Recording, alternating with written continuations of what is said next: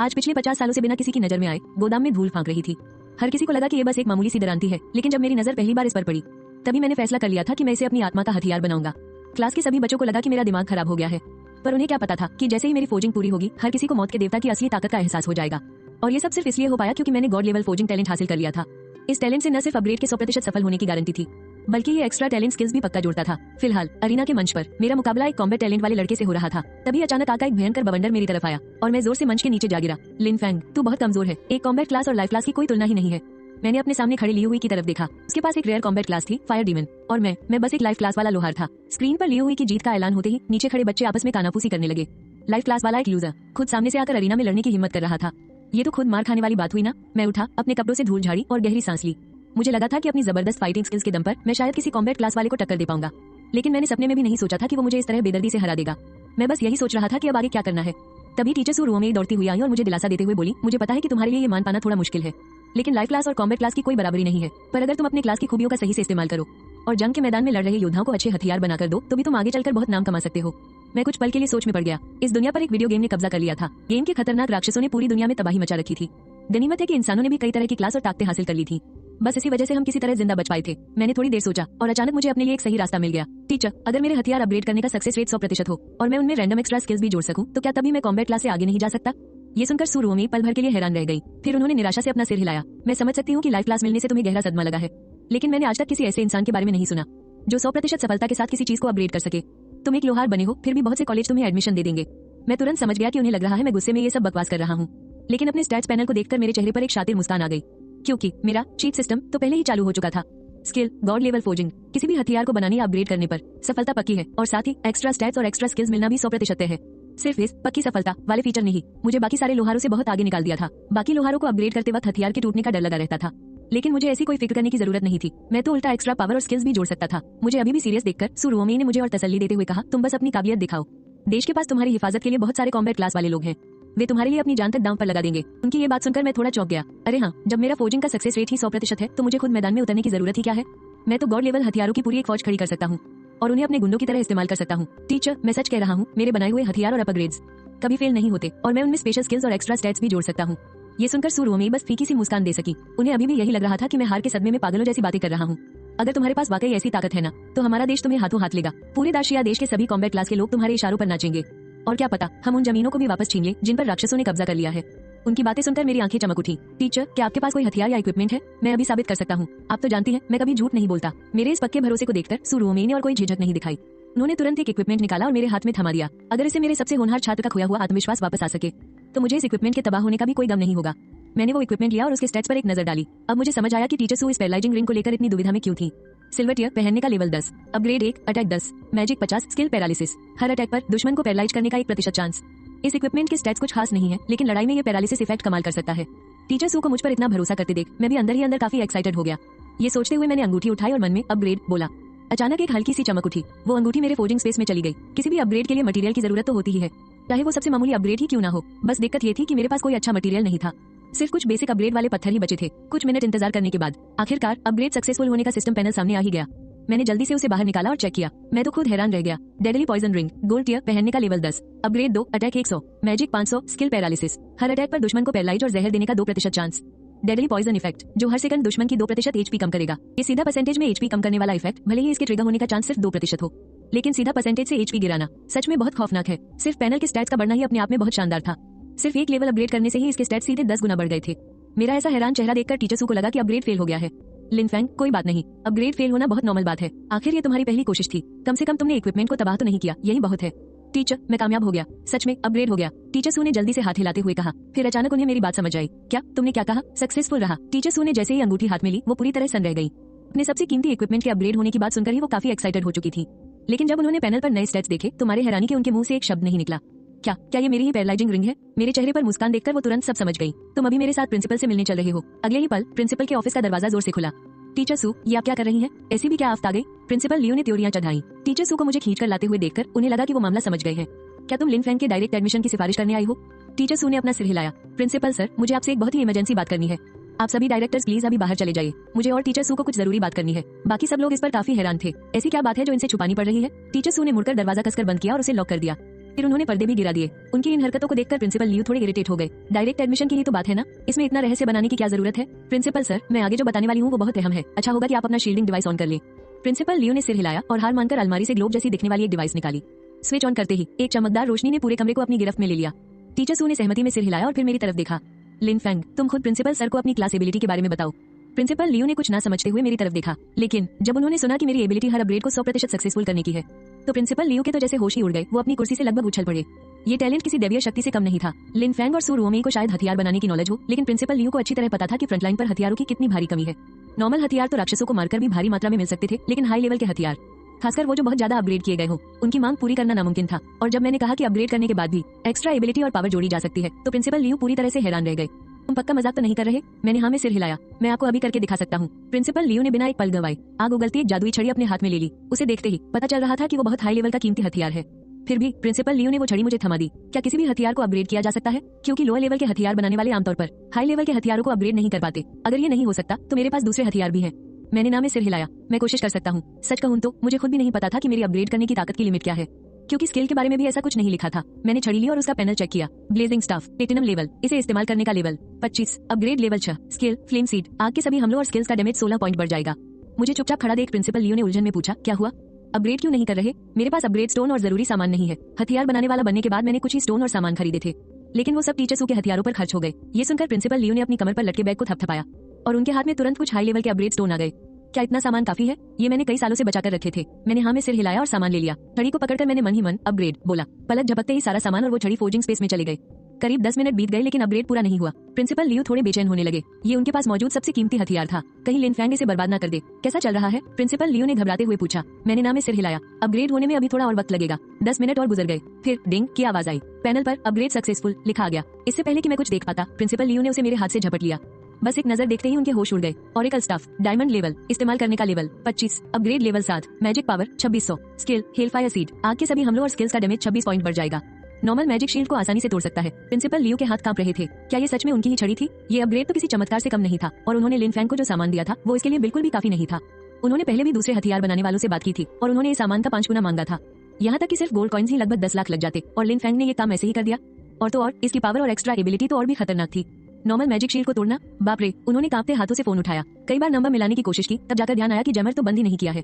उसे बंद करने के बाद उन्होंने एडमिन ऑफिस में फोन मिलाया। अभी के अभी सबको खबर कर दो, सभी टीचर्स को मेरे ऑफिस में भेजो और सिक्योरिटी को बोल दो कि स्कूल में तुरंत हाई अलर्ट लगा दिया जाए। सारे बच्चे अपनी क्लास में वापस जाएं और बाकी सब लोग तुरंत अपनी अपनी जगह पर तैनात हो जाएं। पलक झपकते ही पूरे स्कूल में अफरा तफरी मच गई। स्कूल के मेन गेट बंद कर दिए गए, यहाँ तक कि मैजिक सर्कल भी एक्टिवेट कर दिया गया। कुछ और जरूरी फोन कॉल्स करने के बाद प्रिंसिपल लियू पलटे और तुरंत उनके चेहरे पर एक बड़ी सी मुस्कान आ गई। अरे लिन फेंग, देखो ना, मेरे पास एक और हथियार पड़ा है। क्या तुम एक बार और दिखा सकते हो? हम इसका वीडियो बनाकर शिक्षा मंत्रालय को भेज सकते हैं। मैंने भी बिना किसी परवाह के हाँ में सिर हिला दिया। लगता है कि मैंने जो रास्ता चुना है वो बिल्कुल सही है। टीचर और प्रिंसिपल दोनों ही इसे लेकर बहुत गंभीर थे। आधे घंटे बाद जियांगनान प्रांत के शिक्षा मंत्री को जब ये खबर मिली तो उन्होंने तुरंत आदेश दिया, सभी डायरेक्टर्स और उससे ऊपर के अधिकारियों को तुरंत मेरे ऑफिस में मीटिंग के लिए बुलाओ। जो आज नहीं आया उसे भविष्य में यहाँ आने की कोई जरूरत नहीं है। कुछ ही देर में शिक्षा मंत्रालय ने अपने सिग्नल जैमर भी चालू कर दिए। प्रांतीय शिक्षा मंत्री जियांग चुवान ने कहा, सबसे पहले आप सभी इस समझौते पर हस्ताक्षर करें। मीटिंग में आए किसी भी शख्स को नहीं पता था कि आखिर माजरा क्या है। समझौता पत्र हाथ में आते ही सब और भी ज्यादा हैरान रह गए। आखिर ऐसी क्या बात है जिसके लिए मंत्री जी को पवित्र दानव समझौता इस्तेमाल करना पड़ा? यह वो समझौता है जिसका उल्लंघन करने वालों को पवित्र दानव सजा देते हैं। निचले स्तर के लोगों को तो सीधा मौत के घाट उतार दिया जाता है। और इस समझौते की सिर्फ एक ही शर्त थी, आज की कोई भी बात किसी बाहरी इंसान को नहीं बताई जाएगी। सबने बिना हिचकिचाए तुरंत अपने हस्ताक्षर कर दिए। आधे घंटे बाद उन्हें एक वीडियो दिखाया गया। यह वीडियो लिन फेंग का अपनी कला दिखाने का था। उसी वक्त जियांग चुवान ने 2 कंगन निकाले। ये बाजार में मिलने वाले सबसे आम जादुई कंगन है। इनमें से एक को अपग्रेड नहीं किया गया है, जबकि दूसरा वाला अपग्रेड किया हुआ है। आप लोग खुद ही देख लीजिए। जादुई कंगन, ब्लैक आयरन स्तर, पहनने का स्तर 1, जादू 10, अंधा कर देने वाला कंगन, ब्रॉन्ज स्तर, पहनने का स्तर 1, जादू 50, स्किल अंधा करना, दुश्मनों पर किए गए हर हमले में 1% चांस है कि दुश्मन अंधा हो जाएगा। 50 की जादुई पावर सीधा लेवल 10 के हथियारों को टक्कर देती है, और वो 1% अंधा करने वाला चांस तो सोने पे सुहागा है। जिसने भी इन दोनों कंगनों को अपने हाथ में लेकर देखा वो बस देखता ही रह गया। लिन फेंग के अपग्रेड किए गए हथियारों को अपनी आंखों से देखने के बाद ही उन्हें असल में एहसास हुआ कि उसका ये टैलेंट कितना खतरनाक है। तो क्या ये सब उसी लिन फेंग ने अपग्रेड किया है? एक बड़े अधिकारी ने हके बके रहकर पूछा। हाँ बिल्कुल, प्रिंसिपल लियू से बात करने पर हमें पता चला कि लिन फेंग ने ऐसे कई हथियारों को अपग्रेड किया है और हर एक हथियार की ताकत कई गुना बढ़ गई है। यानी कि अगर उसे जरूरत का सामान मिल जाए तो वो पूरी की पूरी सेना के लिए बेहतरीन हथियार तैयार कर सकता है। और सबसे बड़ी बात तो ये है कि वो अभी महज लेवल 1 का ही लोहार है। सोचो अगर उसका लेवल बढ़ गया तो उसके अपग्रेड करने की ताकत किस मुकाम तक पहुंच जाएगी। मुझे यकीन है कि यहाँ बैठे सभी लोग लिन फेंग की अहमियत समझ गए होंगे। मंत्री जियांग, आप ही बताइए, अब हमें क्या करना चाहिए? क्या हमें सीधा लिन फेंग को सेना में भेज देना चाहिए? जियांग चुवान ने ना में सिर हिलाया। अभी तक हमें लिन फेंग की असली हद नहीं पता है और उसे अभी और आगे बढ़ना है। सबसे अच्छा यही होगा कि हम उसे किसी अच्छी यूनिवर्सिटी में पढ़ने के लिए भेजें। इस दौरान वो देश के सबसे बड़े और ताकतवर लोगों के लिए हथियार बना सकता है। जियांग चुवान की बात सबको बिल्कुल सही लगी। ये नौजवान इंसानियत को दानवों पर जीत दिलाने की आखिरी उम्मीद हो सकता है। तो अब मैं पवित्र दानव यूनिवर्सिटी में लिन फैंग के दाखिले का इंतजाम करता हूँ। ये सुनकर एक उपमंत्री चौंक गया। लेकिन पवित्र दानव यूनिवर्सिटी तो लाइफस्टाइल प्रोफेशन वाले छात्रों को नहीं लेती ना। और उस बूढ़े खूसट को मनाना कोई बच्चों का खेल नहीं है।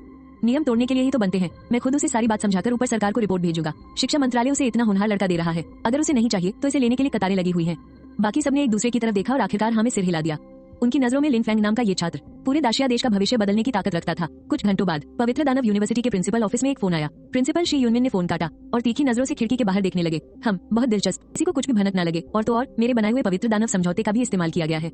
यहाँ तक कि पुनर्जन्म पत्थर जैसे अहम संसाधन भी उसे सबसे पहले दिए जा रहे हैं। ये लड़का कोई मामूली इंसान नहीं है। तो मुझे देखने दो कि तुम आखिर कितने खास हो। उस वक्त मुझे बिल्कुल भी अंदाजा नहीं था कि मेरी जरा सी ताकत दिखाने भर से ही देश के सबसे बड़े नेता हरकत में आ जाएंगे। मेरी ताकत देखने के बाद प्रिंसिपल लियो को भी पूरी बात की भनक नहीं लग पाई। उन्हें बस इतना पता था कि लिन फैंग का दाखिला तियानहाई शहर की सेक्रेट मैजिक यूनिवर्सिटी में हो गया है। उन्होंने ये खबर सू रुओमेई को बता दी। कल से लिन फैंग को स्कूल आने की जरूरत नहीं है, कल ही उसे तियानहाई शहर ले जाया जाएगा। अगले दिन स्कूल ने सबसे बेहतरीन कॉम्बैट स्कोर वाले पहले स्थान के विजेता का ऐलान किया और वो कोई और नहीं बल्कि मुझसे भिड़ने वाला लियो हुई था। क्लास में लियो हुई बड़े ध्यान से कुछ बड़ी यूनिवर्सिटीज के ब्रोशर देख रहा था। स्कूल ने उसे ये मौके दिए थे। टॉप करने की वजह से उसे अपनी पसंद की यूनिवर्सिटी चुनने का पूरा हक था, लेकिन उसे इनमें से कोई भी पसंद नहीं आ रही थी। उसकी नजरें तो देश की सबसे टॉप यूनिवर्सिटीज पर टिकी थी, जिनमें से एक सेक्रेट मैजिक यूनिवर्सिटी भी थी। लियो हुई ने घमंड से मुस्कुराते हुए कहा, लिन फैंग का वक्त तो अब जा चुका है। अब शायद किसी बड़ी यूनिवर्सिटी में ही मुझे मेरे लेवल का कोई असली टक्कर देने वाला मिलेगा। तभी लियो हुई की नजर लिन फैंग की सीट पर पड़ी तो उसने देखा कि लिन फैंग आज आया ही नहीं है। अरे लिन फैंग कहाँ रह गया? बाकी बच्चे भी आपस में खुसर फुसर करने लगे। मुझे तो लगता है वो डर के मारे नहीं आया। आखिर हमारा पुराना जीनियस अब सिर्फ एक मामूली लाइफस्टाइल क्लास वाला जो बनकर रह गया है। अब किस मुंह से क्लास में आएगा? क्लास में बातें चल ही रही थी कि तभी टीचर सू रुओमेई ने दरवाजा खटखटाया। उन्होंने सबको शांत रहने का इशारा किया क्योंकि क्लास मीटिंग शुरू होने वाली थी। उनके चेहरे पर एक बड़ी सी मुस्कान थी। आखिर इस साल उनकी क्लास में लियो हुई जैसा पूरे स्कूल का टॉपर जो था। बाकी कई बच्चों के नंबर भी काफी अच्छे आए थे, तो उन्हें पक्का यकीन था कि यूनिवर्सिटी में उनका एडमिशन आराम से हो जाएगा। लेकिन उनकी खुशी की सबसे बड़ी वजह तो लिन फैंग था, जिसके कारनामे ने शिक्षा मंत्रालय तक को हैरान करके रख दिया था। सू रुओमेई पोडियम पर आई और बोली, मेरे प्यारे बच्चों, स्कूल के इम्तिहान अब खत्म हो चुके हैं और स्कूल ने डायरेक्ट एडमिशन के कोटे भी बांट दिए हैं। अब आप सब अपनी पसंद के हिसाब से फैसला ले सकते हैं। और जो बच्चे यूनिवर्सिटी के एंट्रेंस एग्जाम की तैयारी कर रहे हैं वो भी ध्यान से सुने। कुछ यूनिवर्सिटीज के एग्जाम के लिए स्कूल से रिकमेंडेशन लेटर और फॉर्म भरना जरूरी होता है। आप लोग उसके लिए मेरे पास आकर नाम लिखवा सकते हैं। लेकिन उससे पहले मुझे आप सबको एक बहुत बड़ी खुशखबरी देनी है। हमारे स्कूल को सेक्रेट मैजिक यूनिवर्सिटी का डायरेक्ट एडमिशन कोटा मिल गया है। इस साल हमारा एक बच्चा सीधे सेक्रेट मैजिक यूनिवर्सिटी में जाएगा। ये बात सुनते ही पूरी क्लास खुशी से झूम उठी। सेक्रेट मैजिक यूनिवर्सिटी पूरे देश की टॉप 3 यूनिवर्सिटीज में से एक। इतने छोटे से शहर के स्कूल से वहाँ एडमिशन मिलना, वो भी सीधे डायरेक्ट कोटे से, ये तो कमाल हो गया। पल भर में ही सबकी नजरें लियो हुई पर टिक गई। वाह लियो हुई, बहुत बहुत बधाई हो यार। वहाँ जाकर हम पुराने दोस्तों को भूल मत जाना। लियो हुई भी खुशी से फूला नहीं समाया और झट से अपनी सीट से खड़ा हो गया। अभी तक तो वो यही सोच रहा था कि सेक्रेट मैजिक यूनिवर्सिटी का एग्जाम कैसे पास करेगा। उसे क्या पता था कि स्कूल में ही डायरेक्ट कोटा मिल जाएगा। क्या मेरे टैलेंट की वजह से मुझे ये मौका मिला है? आपका बहुत बहुत शुक्रिया सू मैम। लियो हुई ने हाथ जोड़कर सू रुओमेई को शुक्रिया कहा, पर टीचर ने पूछा, तुम मुझे क्यों शुक्रिया कह रहे हो? सू रुओमेई का चेहरा उलझन से भरा था और ये सुनकर लियो हुई हक्का बक्का रह गया। अरे क्या वो डायरेक्ट एडमिशन मुझे नहीं मिला है? एक टीचर को शुक्रिया कहना तो आम बात है ना। सू रुओमेई ने बिना ज्यादा सोचे अपनी बात आगे बढ़ाई। बच्चों चलो सब मिलकर लिन फैंग के लिए तालियां बजाओ। भले ही वो आज हमारे बीच मौजूद नहीं है। ये सुनते ही पूरी क्लास सन रह गई। मैम क्या आप सच में लिन फैंग की ही बात कर रही हैं? हाँ बिल्कुल, लिन फैंग को कल ही सेक्रेट मैजिक यूनिवर्सिटी में डायरेक्ट एडमिशन मिल गया है। मैं चाहती हूँ कि आप सब उसे अपना रोल मॉडल माने और उससे कुछ सीखें। सू रुओमेई ने गर्व से कहा, लेकिन मैम लिन फैंग तो सिर्फ एक लाइफस्टाइल क्लास वाला था ना। बच्चों को अभी भी यकीन नहीं हो रहा था। तब सू रुओमेई ने एक गहरी सांस ली और बोली, मानती हूँ कि लिन फैंग लाइफस्टाइल क्लास से है, लेकिन अगर दिमाग का सही इस्तेमाल किया जाए तो वो भी किसी फाइटर क्लास से कम नहीं है। जरूर इसमें कोई बहुत बड़ा झोल है। अचानक लियो हुई गुस्से से चीख पड़ा। उसे किसी भी कीमत पर यह फैसला मंजूर नहीं था। ऐसा कैसे हो सकता है? लिन फैंग को डायरेक्ट एडमिशन कैसे मिल सकता है? मैं पूरे स्कूल का टॉपर हूँ। जब मुझे ये हक नहीं मिला तो उसे कैसे मिल गया? उसकी क्या औकात है? मुझे स्कूल से इसका जवाब चाहिए। लियो वो गुस्से से आग बबूला हो गया और सू रुओमेई की त्योरियां चढ़ गईं। ये प्रांतीय शिक्षा विभाग का आदेश है। अगर कोई शक है तो जाकर उन्हीं से पूछ लो। ये सुनकर कि यह सीधे प्रांतीय शिक्षा विभाग का आदेश है, लियो वहीं का वहीं सन रह गया। लियो ने अपनी मुठियां कसकर भींच ली। लिन फैंग मैं तुझे छोड़ूंगा नहीं। घर वापस आकर लियो पागलों की तरह ट्रेनिंग करने लगा। उसने अपनी सारी भड़ास जादुई लकड़ी के पुतले पर निकाल दी। अचानक ट्रेनिंग रूम का दरवाजा खुला। लियो ने पीछे मुड़कर देखा और हैरानी से बोला, पापा आप इतनी जल्दी कैसे आ गए? आने वाले शख्स उसके पिता लियो झिजियान थे। शहर की शिक्षा ब्यूरो के डायरेक्टर होने के नाते लियो झिजियान अक्सर घर कम ही आते थे और जब आते भी थे तो नशे में धुत होते थे। घर आते ही वो सीधे सो जाते थे। लेकिन आज लियो झिजियान के चेहरे पर मुस्कान थी और उन्होंने अचानक प्यार से पूछा, बेटा इन दिनों तुम्हारे एग्जाम कैसे चल रहे हैं? लियो का चेहरा एकदम बुझ गया। शिक्षा ब्यूरो में काम करने वाले पिता को अपने ही बेटे के एग्जाम के बारे में कुछ पता ही नहीं था। लियो ने बेरुखी से जवाब दिया, बस किसी तरह पूरे स्कूल में फर्स्ट आ गया हूँ। लियो झिजियान हैरान रह गए। उन्होंने सच में कभी अपने बेटे पर ध्यान ही नहीं दिया था, लेकिन उन्हें इतना पता था कि उनके बेटे ने एक स्पेशल क्लास अवेकन की है, तो उन्हें लगा था कि उनका बेटा किसी भी हाल में बुरा तो नहीं करेगा। ऊपर से वो खुद शिक्षा ब्यूरो में थे, तो अपने बेटे का दाखिला किसी भी अच्छे स्कूल में आसानी से करवा सकते थे। और अब जब बेटा पूरे स्कूल में फर्स्ट आया है तो शायद वो उसे शहर की सबसे बेहतरीन यूनिवर्सिटीज में भेज सकते थे। क्या बात है, मेरा बेटा बड़ी आसानी से स्कूल में फर्स्ट आ गया। लेकिन एक मिनट, मुझे याद है तुम्हारे स्कूल में हाल ही में एक जीनियस सामने आया है। सुना है वो हमारे शहर का सबसे ताकतवर स्टूडेंट है। लियो झिजियान थोड़े उलझन में थे। लियो और भी ज्यादा कंफ्यूज हो गया। वो तो पूरे स्कूल में फर्स्ट था, उससे बड़ा जीनियस और कौन हो सकता है? लियो झिजियान ने पूछा, क्या तुम लिन फैंग नाम के किसी लड़के को जानते हो? लिन फैंग का नाम सुनते ही लियो के माथे पर सिलवटें पड़ गई। वही है वो जीनियस जिसके बारे में आप बात कर रहे हैं? लियो झिजियान ने ऐसे सिर हिलाया जैसे ये तो सबको पता हो। उसे तो सीधे प्रांतीय शिक्षा ब्यूरो ने चुना है। उसे सीक्रेट मैजिक एकेडमी में डायरेक्ट एडमिशन मिला है। बेटा, तुम्हें ये मौका हाथ से जाने नहीं देना चाहिए। अगर तुम उसे जानते हो तो अभी से उससे अच्छी दोस्ती कर लो। भविष्य में शायद तुम्हें उसकी मदद की जरूरत पड़े। लियू हू ने नफरत से मुंह बनाते हुए कहा, वो तो बस एक लाइफस्टाइल क्लास वाला है, एक मामूली लोहार। आपने कभी किसी ऐसे जीनियस के बारे में सुना है जिसे लोहार की क्लास मिली हो? क्या सच में? लियू जिजियान अभी भी उलझन में थे। तो फिर वो सीक्रेट मैजिक एकेडमी में कैसे जा सकता है? मुझे तो पक्का यकीन है कि इसके पीछे कोई बहुत बड़ा घोटाला है। मैं अपनी काबिलियत के दम पर पूरी शान से सीक्रेट मैजिक एकेडमी में दाखिला लूंगा। लियू हू को अभी भी यकीन नहीं था कि लिन फैंग कोई जीनियस है। उसकी नजरों में एक लोहार सिर्फ एक लोहार होता है। उसकी तुलना कभी भी किसी कॉम्बैट क्लास वाले से नहीं की जा सकती। लेकिन शिक्षा ब्यूरो में होने के नाते लियू जिजियान को अच्छे से पता था कि अवेकनेस का एंट्रेंस एग्जाम कितना सख्त होता है। जिस लड़के ने पूरे प्रांतीय शिक्षा ब्यूरो का ध्यान खींचा है वो लिन फैंग कोई मामूली लड़का नहीं हो सकता। इसलिए लियू जिजियान ने जल्दी से कहा, बेटा तुम उस लिन फैंग से मुकाबला करने की सोचना भी मत। अगर उसे जानते हो तो बस उसे अपनी अच्छी बनाकर रखो, आगे चलकर वो तुम्हारे बहुत काम आ सकता है। लियू हू ने बेमन से सिर हिला दिया, लेकिन अंदर ही अंदर वो गुस्से से खौल रहा था। जीनियस लिन फैंग, मैं पूरी दुनिया के सामने तुम्हारी असलियत खोलकर रख दूंगा। अगले दिन घर पर बैठे लिन फैंग को एक मैसेज मिला कि उसे कल लिंजियांग शहर के डंजन के पास आना है। जल्द ही लिन फैंग डंजन के गेट पर पहुंच गया। वो डंजन के गेट से अंदर बाहर आते लोगों को बड़ी उत्सुकता से देख रहा था। वो मन ही मन सोच रहा था कि आज प्रिंसिपल लियू ने उसे यहाँ क्यों बुलाया है। क्या वो खुद उसे डंजन केयर करवाने ले जा रहे हैं? लेकिन लिन फैंग ने सपने में भी नहीं सोचा था कि वहाँ आने वाले प्रिंसिपल लियू नहीं थे, बल्कि उसकी जानी मानी टीचर मिसू थी। लिन फैंग थोड़ा उलझन में था, लेकिन सु रुओमेई बहुत उत्साहित लग रही थी। डंजन के दरवाजे को देखकर वो पुरानी यादों में खो गई। जब से वो टीचर बनी थी, न जाने कितने साल बीत गए थे जब से उसने किसी डंजन में कदम रखा था। मैं यहाँ तुम्हें लेवल अप कराने आई हूँ, सु रुओमेई ने मुस्कुराते हुए कहा। वैसे सु टीचर बहुत खूबसूरत है, बस स्कूल में उन्हें सख्त दिखना पड़ता है। वो हमेशा फॉर्मल कपड़ों में रहती है, लेकिन इस वक्त लिन फैंग को उनमें कुछ अलग ही बात नजर आई। सु टीचर ने आम कपड़ों के बजाय अपने क्लास का कॉम्बैट गियर पहना हुआ था। टीचर, आप तो काफी अमीर निकली। इस गियर की कीमत तो बहुत ज्यादा होगी ना? लिन फैंग ने हैरानी से पूछा। ये सब तुम्हारी बदौलत है, ऊपर वालों ने दिया है। सु रुओमेई ने लिन फैंग की ओर देखते हुए गहरी सांस ली।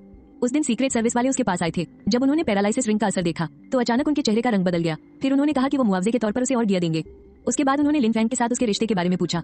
ऐसा लग रहा था कि वो चाहते थे कि मैं उसे लेवल अप कराऊं, और उसी वजह से मुझे ये पूरा सेट मिला है, पूरा का पूरा गोल्ड लेवल का। ये तो बहुत बढ़िया है। लिन फैंग को पहले से ही अंदाजा था कि कोई उसे लेवल अप कराने में मदद करेगा।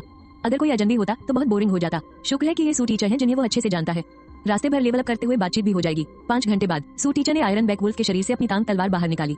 भेड़िए के शरीर से हल्की सी रोशनी निकली। लिन फैंग और सु टीचर दोनों के ऊपर एक्सपी मिलने का निशान चमक उठा।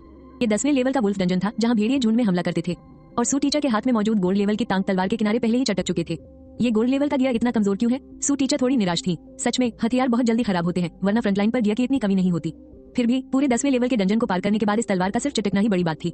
सु टीचर, आप स्कूल में इतनी शांत रहती हैं। मुझे लगा था कि आप कोई मेज या हिला होंगी। मैंने कभी नहीं सोचा था कि आप एक योद्धा हैं। सु रुओमेई ने हल्की सी मुस्कान के साथ तलवार से खून साफ किया। उसका अंदाज किसी निडर योद्धा जैसा था। मेरी क्लास एक रेयर क्लास है, फिनिशर। मेरी ताकत तलवार का डैमेज और अपनी फुर्ती बढ़ाना है, लेकिन इस क्लास में सिर्फ अच्छे गियर ही नहीं बल्कि कड़ी फिजिकल ट्रेनिंग भी चाहिए। पर घर वाले कहते थे कि एक लड़की को युद्ध के मैदान में नहीं जाना चाहिए, इसलिए 15वें लेवल के बाद मैंने इसे छोड़ दिया। लिन फैंग को यकीन नहीं हुआ कि टीचर की क्लास इतनी रेयर थी। उसने अपने लेवल की तरफ देखा। 5 घंटे में वो सिर्फ 3रे लेवल तक ही पहुंच पाया था। लेवल बढ़ाना उतना आसान नहीं था जितना उसने सोचा था। तभी सु टीचर ने कहा, आज के लिए बस इतना ही, कल फिर से आएंगे। इन दिनों शायद ऊपर वालों के पास कुछ काम है। उन्होंने मुझसे कहा है कि पहले मैं तुम्हें 10वें लेवल तक पहुंचाऊं, फिर तुम्हें सेंट मैजिक यूनिवर्सिटी भेजे। इससे तुम सुरक्षित रहोगे। समय तेजी से बीतता गया। 7 दिन बाद डंजन के अंदर लिन फैंग अपने लेवल और स्टेट्स पैनल को देख रहा था। वह 9वें लेवल पर पहुंच चुका था, लेकिन पैनल में सिर्फ उसके स्टेट्स ही बड़े थे। ऐसा लग रहा था कि असली बदलाव 10वें लेवल पर ही आएगा। बस थोड़ा सा और। लिन फैंग बहुत खुश था। कल उसे पता चल जाएगा कि 10वें लेवल पर कौन सा नया स्किल मिलता है। लड़ाई खत्म करने के बाद वे दोनों डंजन के मुख्य हॉल में वापस आ गए, लेकिन इत्तेफाक से लिन फैंग और सु टीचर के बाहर आते ही उनकी मुलाकात एक जान पहचान वाले से हो गई। लिन फैंग, सु टीचर, आप लोग यहाँ कैसे? लियू हुई ने हैरानी से पूछा। सु टीचर मुस्कुराते हुए उसके पास गई। मैं लिन फैंग का लेवल अप करवा रही हूँ। उसे सीधे सेंट मैजिक यूनिवर्सिटी में दाखिला मिला है, तो जाहिर है कि उस पर ज्यादा ध्यान देना पड़ेगा। लेकिन लियू हुई को बिल्कुल यकीन नहीं हुआ। सब जानते हैं कि किसी टीचर का स्टूडेंट को लेवल अप करवाना शिक्षा मंत्रालय के सख्त नियमों के खिलाफ है। फिर भी मिस सु खुलेआम ये सब कर रही थी, और जो बात उसे सबसे ज्यादा चुभ रही थी वो ये थी कि मिस सु उसे अपने साथ क्यों नहीं ले गई, जबकि पूरे स्कूल में नंबर 1 तो वो है। मिस सु ने भी इस बारे में कुछ ज्यादा नहीं बताया, क्योंकि एक सीक्रेट एग्रीमेंट साइन करने की वजह से वो भी ज्यादा कुछ नहीं बता सकती थी। ठीक है लियू, अब तुम जाओ। और लिन फैंग, कल शायद तुम लेवल 10 तक पहुंच जाओगे। लिन फैंग लेवल 10 पर पहुंचने वाला है। ये सुनकर लियू हुई तो सन रह गया। जरा सोचो, उसने 1 लाख रुपए खर्च किए थे ताकि उसके साथ खड़ा ये लेवल 15 का वॉरियर उसे लेवल अप करवा सके, और 1 हफ्ते की कड़ी मेहनत के बाद भी वो सिर्फ लेवल 4 तक ही पहुंच पाया था। आखिर उस लिन फैंग में ऐसा क्या खास है जो मिस सु खुद उसे लेवल अप करवा रही है, और वो भी इतनी जल्दी? आखिर क्यों? लियू हुई ने गुस्से से अपनी मुठियां भींची और लिन फैंग को घूरने लगा। लिन फैंग ने बस यूं ही सिर हिलाकर लियू हुई की तरफ देखा। सच तो ये था कि वो लियू को ठीक से जानता भी नहीं था। लिन फैंग का ऐसा बेपरवाह रवैया देखकर लियू हुई आग बबूला हो गया। उसने तो लिन फैंग को अपना सबसे बड़ा दुश्मन मान लिया था, और उस कमीने ने उसे सीधे मुंह देखा तक नहीं। उन दोनों के वहां से जाने के बाद लियू हुई ने तुरंत अपना फोन निकाला और एक नंबर डायल किया। मुझे शिकायत दर्ज करानी है। मिस सु रुओमेई एक स्टूडेंट को लेवल अप करवा रही है, और उस स्टूडेंट का नाम है लिन फैंग। अपनी शिकायत दर्ज कराने के बाद उसने ठंडी नजरों से लिन फैंग के जाने वाले रास्ते को देखा। अगर ऊपर वालों ने जांच की और ये सच निकला तो पूरी उम्मीद है कि लिन फैंग का सेंट मैजिक यूनिवर्सिटी का एडमिशन कैंसिल हो जाएगा, और शायद उसकी जगह मुझे मिल जाए। जलन में अंधे हो चुके लियू हुई के चेहरे पर एक कुटिल मुस्कान आ गई, लेकिन उसकी ये मुस्कान ज्यादा देर नहीं टिक पाई, क्योंकि तभी उसके फोन पर एक रिप्लाई आया। आपकी शिकायत बिल्कुल सही है, लेकिन ये लेवल अब सीधे शिक्षा मंत्रालय के खास आदेश पर हो रहा है। इसलिए ये पूरी तरह से कानूनी और नियमों के तहत है। जानकारी देने के लिए आपका धन्यवाद। कृपया हमारी सर्विस के लिए अपना फीडबैक जरूर दें। ये पढ़ते ही लियो हुई इतना आगबबूला हुआ कि उसने लगभग अपना फोन ही पटक दिया। शिक्षा मंत्रालय का खास आदेश, लिन फैंग, तू तो मेरे हाथों मरेगा। उधर लिन फैंग को लियो हुई की इन हरकतों का कोई अंदाजा नहीं था। घर वापस लौटने के बाद उसने देखा कि रसोई में एक प्यारी सी लड़की काम में लगी है। वो और कोई नहीं, उसकी छोटी बहन लिन शियाजियाओ थी। लिन फैंग की फैमिली काफी अच्छी थी। बस एक ही बात थी कि उनके मम्मी पापा काम के सिलसिले में शहर से बाहर रहते थे और बहुत कम घर आते थे। घर में बस उसकी बहन ही थी जो लगभग उसी की उम्र की थी और पास के ही एक हॉस्टल वाले स्कूल में पढ़ती थी। उसे अचानक याद आया कि शायद उसकी बहन का भी अवेकनिंग टेस्ट हुआ था। शियाजियाओ, तुमने कौन सी क्लास अवेकन की? उसकी बहन ने मुड़कर एक प्यारी सी मुस्कान दी और कहा, भैया फाइनली आपने पूछ ही लिया। मैंने एक रेयर कॉम्बैट क्लास अवेकन की है, वेपन मास्टर। ये सुनकर लिन फैंग हैरान रह गया। क्या एक छोटी बच्ची को ऐसी क्लास मिलनी चाहिए थी? वैसे तो अपनी बहन को एक रेयर क्लास मिलने पर उसे खुश होना चाहिए था, लेकिन जब उसे डंजन के उन खूंखार मॉन्स्टर्स की याद आई तो उसके चेहरे की मुस्कान गायब हो गई। अगर मेरे पास गॉड लेवल ब्लैकस्मिथ क्लास नहीं होती तो शायद मैं अपनी बहन को बचा ही नहीं पाता। शुक्र है कि उसकी शक्तियों पर देश की सरकार का ध्यान चला गया था। अब वो पूरी तरह से सरकार के सपोर्ट पर भरोसा कर सकता था। क्यों भैया, कैसा लगा? मेरी क्लास की डिटेल्स में लिखा है कि मेरे सभी वेपन्स का डैमेज बहुत ज्यादा बढ़ जाएगा। और तो और मैं जितने ज्यादा वेपन्स इस्तेमाल करूंगी मैं उतनी ही ताकतवर होती जाऊंगी। मैं एक साथ कई सारे हथियार कंट्रोल कर सकती हूँ। शायद मुझे भी लेजेंडरी सेंट मैजिक यूनिवर्सिटी में एडमिशन मिल जाए। लिन शियाजियाओ की आंखों में एक चमक थी। अपनी बहन की बातें सुनकर लिन फैंग की आंखें अचानक चमक उठी। वेपन मास्टर, जितने ज्यादा वेपन्स उतनी ज्यादा ताकत। वो शायद अपनी बहन को जंग के मैदान में जाने से नहीं रोक सकता था, लेकिन अगर वो खुद उसे 10 के करीब गॉड लेवल वेपन्स बनाकर दे तो उसकी सेफ्टी की कोई टेंशन ही नहीं रहेगी। अच्छा, तुम अंदाजा लगाओ कि तुम्हारे भाई को कौन सी क्लास मिली है? लिन फैंग जोर से हंसने लगा और ठीक उसी वक्त प्रोविंशियल एजुकेशन बोर्ड के मीटिंग रूम में जियांग चुवान ने बहुत ही सीरियस होकर सिग्नल जैमर ऑन किया। आज की मीटिंग का मुद्दा भी लिन फैंग ही है। ऊपर वालों का मानना है कि लिन फैंग की सुरक्षा और बढ़ानी होगी। क्या और बढ़ानी होगी? ये तो पहले से ही सबसे कड़ी सुरक्षा है। किसी ने उलझन में पूछा। आपको पता होना चाहिए कि लिन फैंग के आसपास अभी गुप्त रूप से 30 लेवल से ऊपर के 10 से ज्यादा लड़ाके मौजूद हैं। लिनजियांग शहर में उसे नुकसान पहुंचाने वाले लोग उंगलियों पर गिने जा सकते हैं। जब वो तियानहाई शहर पहुंचेगा तब 60 लेवल से ऊपर के लोगों को उसकी सुरक्षा में लगाया जाएगा। अगर हमें लिन फैंग को परेशान करने का डर न होता तो शायद हम उसे सीधे 24 घंटे की सुरक्षा दे देते। जियांग चुवान ने अपना सिर हिलाया। आप लोग इस फाइल को देखिए। उसने कुछ फाइलें लोगों में बंटवाई। उस पर लिखा था, नान्यून प्रांत के लेवल 30 से 60 वाले वुगू डंगोन का पहला क्लियर पूरा हो गया है। पहले क्लियर का इनाम दाशिया सेना के जवानों को सौंप दिया गया है। क्या ये डंगोन पहले कभी पार नहीं किया गया था? मुझे याद है कि अन्नान की तरफ से कोई विवाद चल रहा था। जो भी इस डंगोन को जीतेगा उसे उस इलाके का अधिकार मिल जाएगा। और तो और उस डंगोन में बहुत सी खास दवाइयां भी मिलती हैं जो कई तरह के जहर का असर खत्म कर सकती है। दाशिया का डंगोन का मालिकाना हक हासिल कर लेना ये सच में एक बहुत बड़ी कामयाबी है। लेकिन इसका लिन फैंग से क्या लेना देना? जियांग चुवान रहस्यमयी ढंग से मुस्कुराया। कुछ समय पहले लिन फैंग ने 3 हथियारों को अपग्रेड किया था। उनमें से 2 हथियार तो हमने देखे ही नहीं है। सुरक्षा कारणों से मैं उनके बारे में नहीं बताऊंगा, लेकिन उस पैरालाइसिस रिंग का जहरीला असर दुश्मन की हेल्थ को प्रतिशत के हिसाब से कम कर सकता है। और ऊपर से उस इंसान का खास पेशा जिसकी अटैक स्पीड 1 सेकंड में 100 वार तक पहुंच सकती है। उसने इस अंगूठी की ताकत को उसकी चरम सीमा तक पहुंचा दिया और अपनी उसी ताकत से उस दैत्य को पीस कर रख दिया। सेना की तरफ से जवाब आ चुका है। उन्होंने कहा है कि हमें हर हाल में लिन फैंग की हिफाजत करनी है, इसीलिए सुरक्षा का स्तर फिर से बढ़ा दिया गया है। इसके अलावा सेना लिन फैंग की अपग्रेड करने की ताकत की आखिरी सीमा मापना चाहती है, इसलिए उन्होंने लिन फैंग के लिए खास हथियारों का इंतजाम किया है। ये कहते हुए जियांग चुवान ने मेज पर कुछ हथियार रख दिए जो गोल्ड लेवल से लेकर लेजेंडरी लेवल तक के थे, खासकर वो लेजेंडरी लेवल का कवच। शिक्षा विभाग के लोग भी उस जादुई कवच को देखने के लिए अपनी जगह से खड़े हो गए। सबकी आंखों में उसे पानी की गहरी लालसा थी। आपको पता होना चाहिए कि गॉड टियर हथियारों के अलावा लेजेंडरी लेवल के हथियार ही सबसे ऊंचे दर्जे के माने जाते हैं। गॉड टियर वाले हथियार कहां से आते हैं ये कोई नहीं जानता। खैर, इतने ऊंचे ओहदे पर होने के बावजूद उन्होंने इसके बारे में कभी नहीं सुना था। ऐसा लगता है जैसे हमारे देश के पास भी वो नहीं है। सच कहूं तो एक लेजेंडरी हथियार ही वो सबसे बड़ी चीज है जो हमारा देश मुहैया करा सकता है। क्या सच में उसे लेजेंडरी हथियार आजमाने के लिए दिए जा रहे हैं? अगर अपग्रेड करते वक्त ये टूट गए तो क्या होगा? किसी ने घबरा कर पूछा। अरे ये बस एक लेजेंडरी हथियार ही तो है, टूट गया तो टूट जाने दो। लिन फैंग की अपग्रेड की हुई उस जहरीली अंगूठी ने हमें डंगोन का सबसे अहम पहला क्लियर दिलवा दिया है। क्या इतना काफी नहीं है? ये सुनकर बाकी सब लोग जोश से भर गए। बस एक हथियार ने डंगोन का पहला क्लियर मुमकिन कर दिया और तो और उसके बदले में एक लेजेंडरी हथियार भी मिल गया। यहाँ तक बात पहुंचते ही सब लोग शांत हो गए। जहाँ तक अपग्रेड करने वाले सामान की बात है, मैंने सुना है कि जब लिन फैंग ने उन 3 हथियारों को अपग्रेड किया था तो उसने बिल्कुल आम पत्थरों और साधारण चीजों का इस्तेमाल किया था। इसीलिए हमने अपग्रेड करने वाले सामान का पूरा सेट मंगवा लिया है ताकि लिन फैंग अपनी पसंद की चीजें चुन सके और जो कुछ भी बच जाएगा वो सब हम उसी के लिए छोड़ देंगे। इस बीच लिन शियाजियाओ ये जानने के लिए बेचैन थी कि लिन फैंग को आखिर कौन सा पेशा मिला है। वो जानती थी कि उसका भाई कभी पूरे स्कूल में पहले नंबर पर आता था, तो जाहिर है उसे जो भी पेशा मिला होगा वो कोई ऐरा गहरा तो नहीं होगा। लोहार, लिन फैंग ने बड़ी बेपरवाही से कहा। लोहार का नाम सुनते ही लिन शियाजियाओ सन रह गई। लोहार कैसे हो सकता है? और ऊपर से उसका भाई इतनी खुशी से मुस्कुरा रहा था। लिन शियाजियाओ ने एक गहरी सांस ली। शुक्र है कि उसे खुद एक खास लड़ाकू पेशा मिल गया था। शायद अब वही अपने भाई की हिफाजत कर पाएगी। भैया, अब से मैं तुम्हारी रक्षा करूंगी। अगर बाहर कोई तुम्हें तंग करे तो मैं चुन चुन कर बदला लूंगी। ये तो एकदम उल्टी गंगा बह रही थी। क्या तुम्हारे इस बड़े भाई को सच में तुम्हारी सुरक्षा की जरूरत है? लिन फैंग ने भी अब और राज नहीं छुपाए। लिन फैंग ने अपनी बहन को अपनी असली ताकत के बारे में सब कुछ बता दिया। क्या ये वाकई इतना ताकतवर है? लेकिन हैरानी की बात तो ये थी कि लिन शियाजियाओ ने अचानक पूछा, क्या तुम्हें लगता है कि ये ताकतवर नहीं है? लिन फैंग तो एकदम सन रह गया। उसे पता था कि अपनी ताकत के बारे में बताने के बाद उसे सीधे सरकार से सुरक्षा मिल गई थी। उन्हें अच्छे से पता था कि उसकी यह ताकत ग्रेट शिया के लिए क्या कमाल कर सकती है। और एक लिन शियाजियाओ थी जो बस यही पूछती रही, इसका फायदा ही क्या है? क्या तुम इससे लड़ सकते हो? ये सुनकर तो लिन फैंग का जैसे सिर ही चकरा गया। इस बात ने उसकी सबसे कमजोर नस पर वार किया था। उसकी गॉड लेवल लोहारगिरी फॉर्जिंग कमाल की तो थी, लेकिन वो बिल्कुल भी लड़ नहीं सकता था। लिन शियाजियाओ ने प्यार से लिन फैंग के सिर पर हाथ फेरा। इसीलिए तो कह रही हूँ, आज के बाद से तेरी हिफाजत तेरी ये बहन करेगी। तू बस मेरे साथ रह, गारंटी देती हूँ कि तुझे लेवल 10 तक पहुंचा दूंगी। लिन फैंग बोला, लगता है 3 दिन से तेरी पिटाई नहीं हुई है ना? तू तो कुछ ज्यादा ही हवा में उड़ रही है। ये कहकर लिन फैंग ने शियाजियाओ को कॉलर से उठा लिया। माना कि शियाजियाओ एक फाइटर क्लास से थी, लेकिन उसकी शक्तियां अभी जागी थी और वो सिर्फ लेवल 1 पर थी, जबकि वो खुद लेवल 9 पर था। उसके बुनियादी आंकड़े अभी भी शियाजियाओ से बहुत ज्यादा थे। शियाजियाओ की अच्छे से खबर लेने के बाद लिन फैंग ने एक लंबी आह भरी। भले ही उसकी शक्तियां गजब की थी, लेकिन उसका खुद न लड़ पाना सच में उसे अंदर ही अंदर बहुत चुभता था। शायद लेवल 10 पर पहुंचने के बाद मैं लड़ पाऊं, उसने सोचा। और अगर ऐसा नहीं हुआ तो मैं खुद ही अपने सारे हथियारों को अपग्रेड कर लूंगा।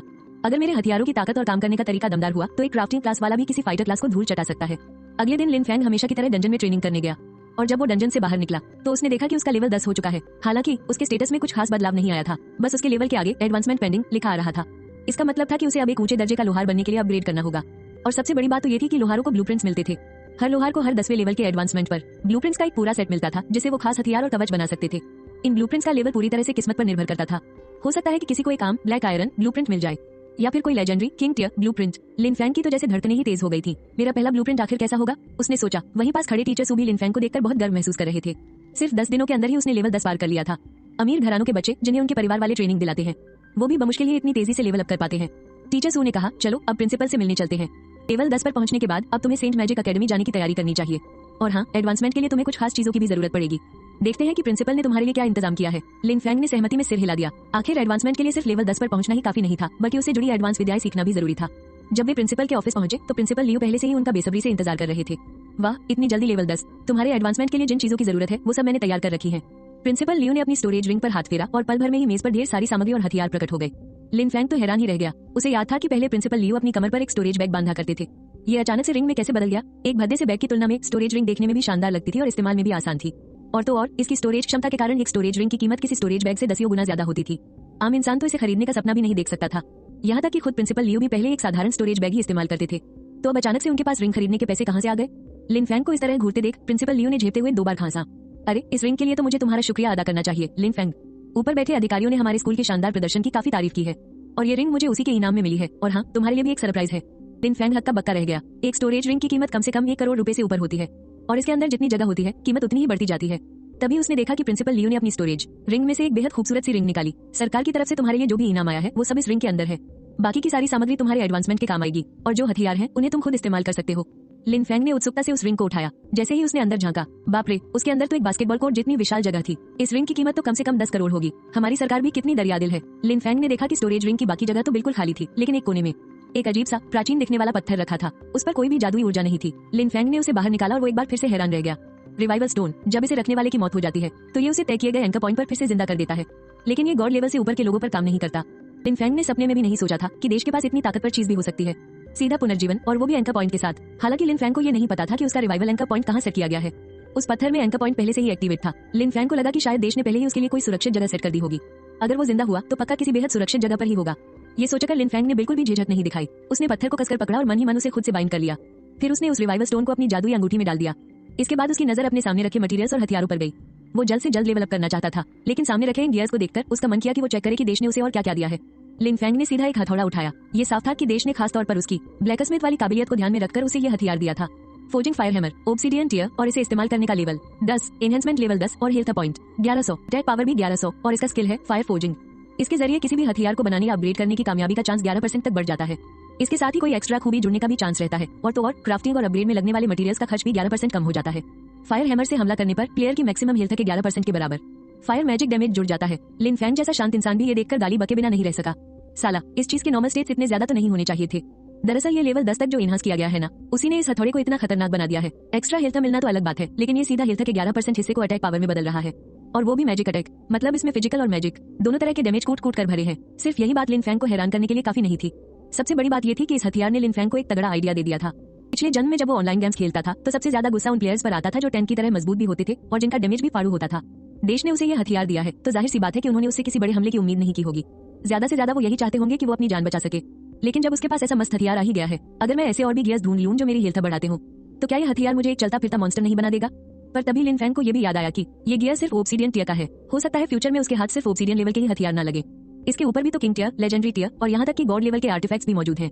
खैर, ये देश की तरफ से उस पर की गई कोई खास मेहरबानी ही लग रही थी, क्योंकि इसे इस्तेमाल करने का लेवल महज 10 था। इस लेवल पर एक ऑब्सीडियन टियर का हथियार मिल जाना ही बहुत बड़ी बात थी।